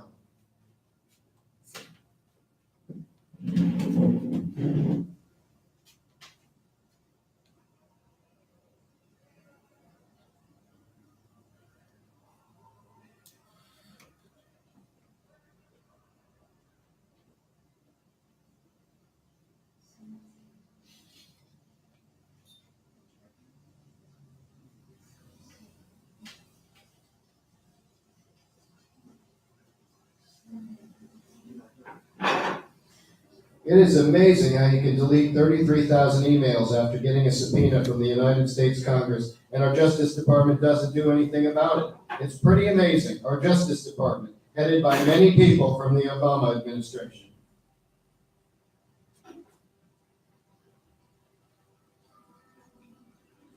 She's being protected by the fake news back there. Boy, that's a lot. Look at all the people.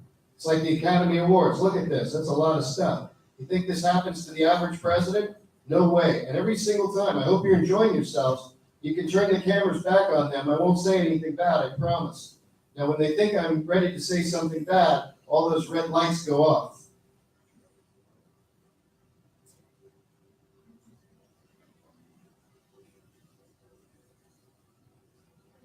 You know, another thing we did for I like a lot of people in Arizona, small businesses, farmers, you don't have estate tax, no more estate tax. So if you love your children, which is a question, you may not like them, in which case don't listen to me. If you don't like them, don't leave them the farm. But if you love them, you'll love Trump because you don't have to pay estate tax, okay? That's a big thing.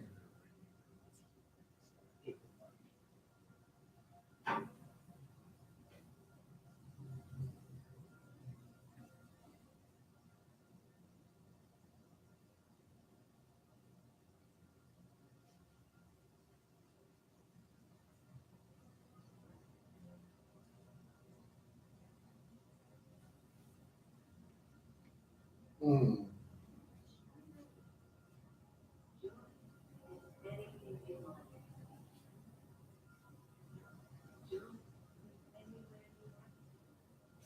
The last thing I want to do is say we're not going to supply you with that, and therefore we're not going to cut, I guess if you add the whole thing up, because just for the military it was 600,000 jobs. So now if you're talking about, that was 110 billion, you're talking about over 1 million jobs. I'd rather keep the 1 million jobs, and I'd rather find another solution.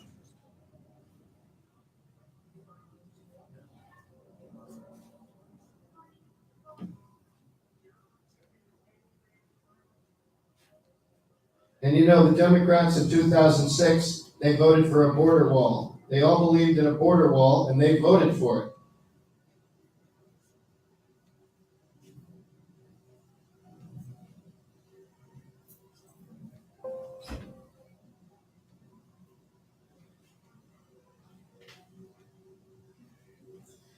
But we're having tremendous outpouring of love and energy and everything else that you want. So I think we're going to do very well. I think we're going to do extremely well with the Senate.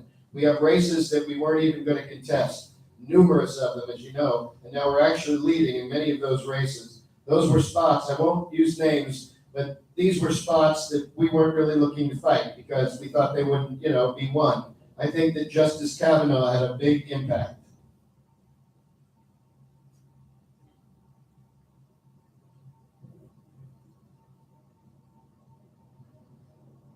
Question to Mr. Trump. Mr. President, today the Justice Department unsealed an indictment against a Russian national who was accused of trying to influence the election in 2018.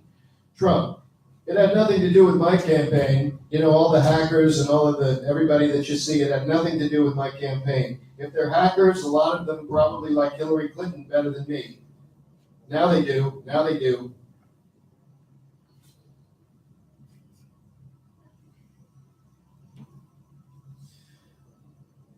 President Obama was contacted by the FBI in September, long before the election in November, and they told him there may be meddling by the Russians. And he did nothing about it because he thought Hillary Clinton would win. He did nothing. He didn't lift a finger. He didn't spend a dime.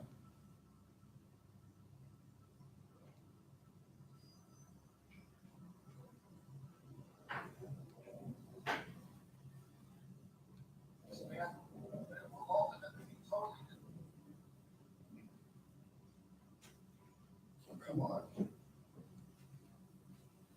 John Tester says one thing to voters and does the exact opposite in Washington. Tester takes his orders from Pelosi and Schumer. Tester wants to raise your taxes, take away your 2A, open your borders, and deliver mob rule.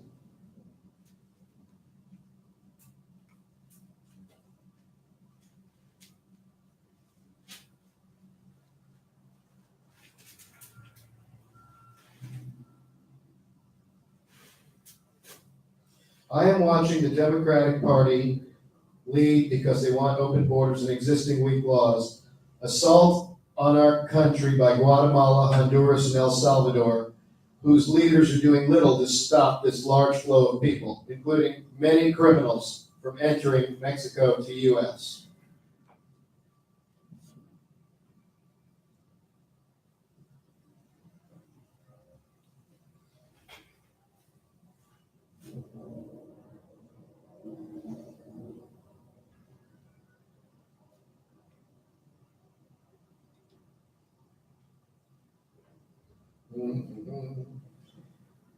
Any minors in the audience, please? How are you guys? Happy, right?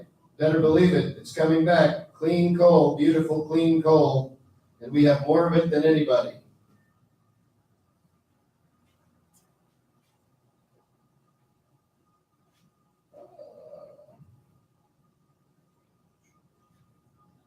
She opposes the wall, which we've started and we've done a lot of work on it, but I'd like to get it done quickly. Give us the money and we'll do it fast, but we've started it.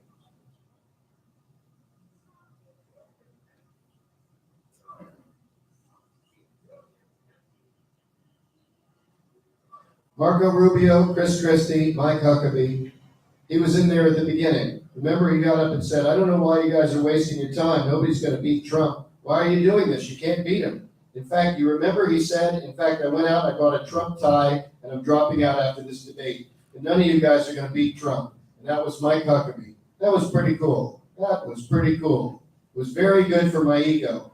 In fact, that might have been my worst debate because I was so impressed with what he said, I didn't think about anything. No, Mike is great.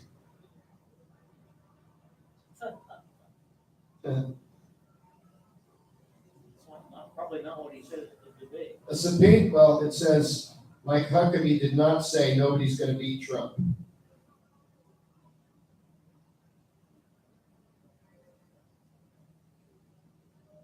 And he did not predict a Trump victory. A subpoena from the United States Congress, Hillary Clinton gets it, then she deletes 33,000 emails, and she acid washes. This way, it's a very expensive process, never used. It's never used because it costs so much. It's called acid washing.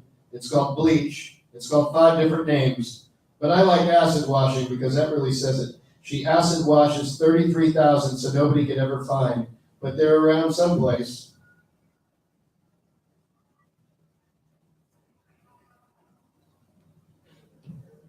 You ever see their signs? Resist. They say, what are you going to resist? I don't know. You ever see when the fake news interviews them? Then they try to cut it, but they go to a person holding a sign and gets paid by Soros or somebody, right? That's what happens. Well, did you see with now Justice Kavanaugh, did you see? And by the way, also with Justice Neil Gorsuch, how good is he? That's a great 2 people. But did you see the signs? They're brand new. They're beautiful. The black and white signs. Everybody has the same size, right from the finest printer in Washington. You think the people, those are not signs made in the basement. They were all identical. And I pointed that out. And the next day, everybody had signs that looks like they were made in the basement. Little conspiracy theory going. We have the worst laws anywhere in the world. We have the dumbest laws anywhere in the world. Somebody comes in and we say, excuse me, a foot hits the ground. You know, if a foot hits the ground, we're not allowed to say, hey, go back. Every other country in the world, they say, go back. Can't come in, sorry. A foot hits the ground, we have to, by law, with these horrible people that are making their own rulings, having nothing to do with our Constitution, we have to take those people in, even if they're criminals. And we have hardened criminals coming in. Merry Christmas, Paul. Oh, thank you very much. Hi, Tom. Thank you. All because of the illegal immigration onslaught brought by the Democrats, because they refuse to acknowledge or to change the laws. They like it. They also figure everybody coming in is going to vote Democrat. You know, hey, that's not so stupid when you think about it, right? But they're crazy. And the crazy Democrats refuse to support any form of border security legislation to fix our absolutely horrible, old-fashioned, loophole-ridden immigration laws.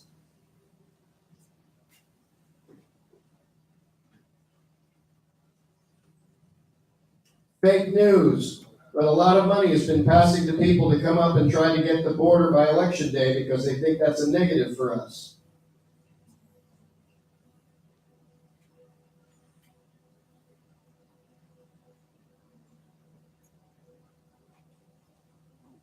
Thanks.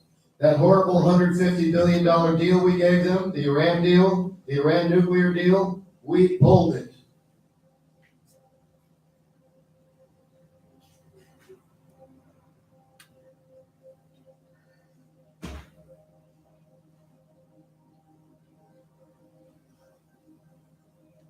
You know, it used to take 21 years to get a highway built. You know, bad case, but it would take 21 years. We're trying to bring it down to 2 and maybe even 1. And by the way, if it's not right, we're not going to approve it. But we're not going to take 21 years to find out whether or not we can do it.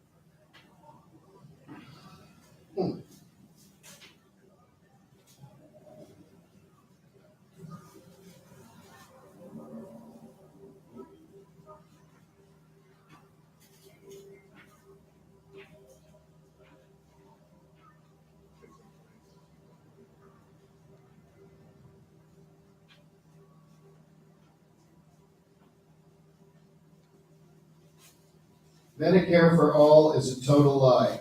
It'll turn our country into a Venezuela, but that won't actually happen because I will never let it happen.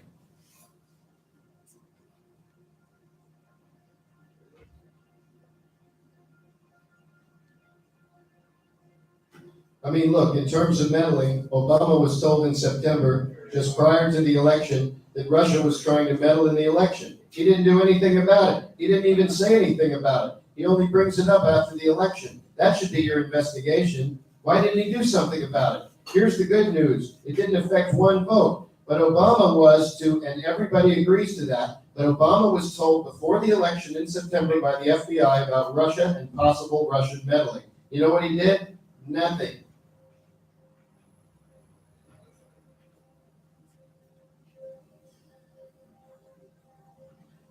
Richard Burr, the other day, they asked him, he's head of the Senate Intelligence, and they asked him, did you see collusion? No, I see no collusion. He just said that, they haven't issued their final report, but he said there was no collusion. There was no collusion. For Richard Burr, they asked him the other day, during actually the floods in North Carolina, South Carolina, they said, what about this committee? He said, we have found no collusion.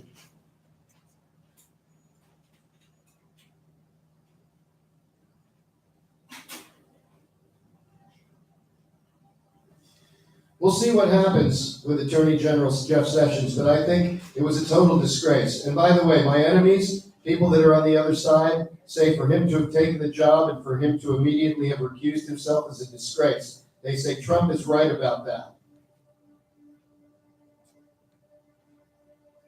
It's nothing more than a witch hunt. Most people get it, including Democrats. They wink at me. They look at me, they wink at me. The Democrats get it too.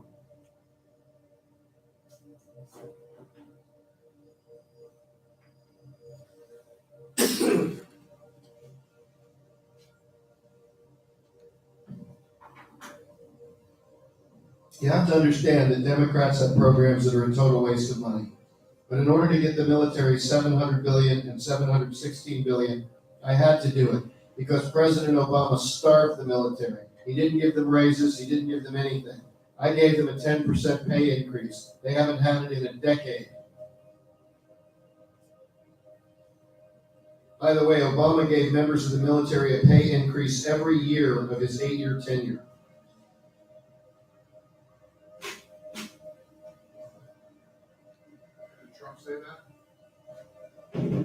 Trump said that Obama didn't give them raises. He gave them a raise every year.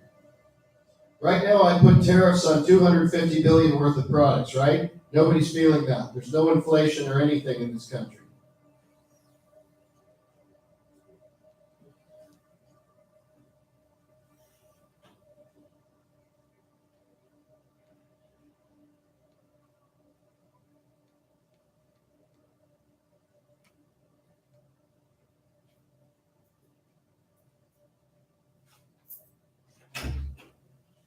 You know these Russian hackers you're talking about from Moscow? They have nothing to do with me. How many people are they? Only 28 people? They have nothing to do with me. They were hackers from Moscow. Some of them supported Hillary Clinton. They had nothing to do with me. You look at all the stuff, it's just nothing to do with me.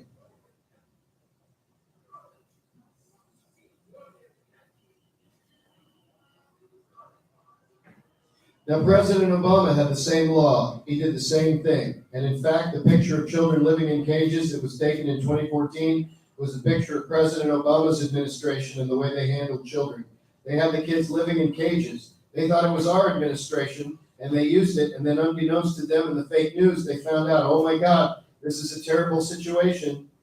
This was during the Obama administration.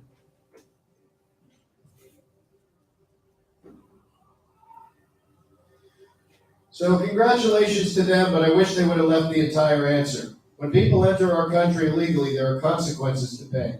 But despite the consequences, you have many children that sadly are there without parents. Then you have people that grab children and use them as a prop, and it's a disgrace. And they come in with the child, and they say they don't even know who the child is 5 hours before, and that's a shame. It's a terrible thing what they do. And they take children and they use them to try and come into our country. Here's the thing. I think we've done an incredible job with children. As I just said, we've taken children who have no parents with them standing on the border. We've taken many children, and I'm not talking about a small percentage, I'm talking about a very large percentage where they just have no people, no parents. In addition to that, we're separating children who are just met by people that are using them coming into the border, not their parents. And that's another page.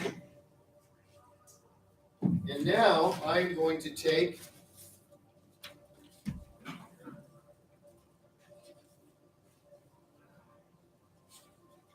$400 or so. Yeah. What a silly idea this was. All right, I'm taking my transcendental meditation break. Reverend, do you want to stop those cameras? You want me to stop? No, No? 4 hours. Why not? There won't be anything to see. except for you taking a break. We could restart them because Facebook only allows us to stream Okay, it's 8 been about hours. 4 hours, so if you've only done 10%, then you're gonna take 40 hours instead of 38. I guess my question I'm is, skipping over some ones that are repeats. There's a lot of repeats there. my question would be they're gonna let us stream 8 hours and then they're gonna turn it off and they're gonna turn it off. I don't know how it works. So it might be a good move to restream. Yeah, well, let's unstream now. I'm taking a transcendental meditation break. I think YouTube is about 2 hours, I so. guess I'll do that here. Unfortunately, the espresso machine is short as the unit. Premise is where approaches.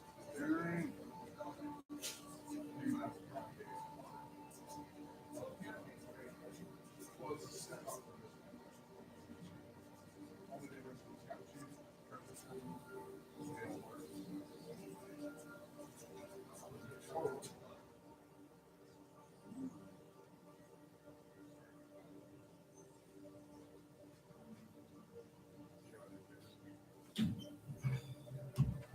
Alan, do you have a piece of tape?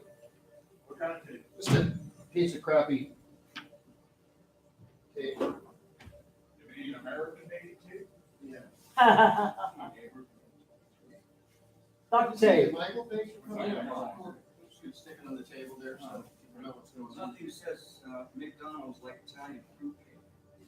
Oh, is that- Yeah, it was on sale. The day after Christmas, it dropped 90%. And we do have the McDonald's, the McCafe coffee. Okay, great. Next spot.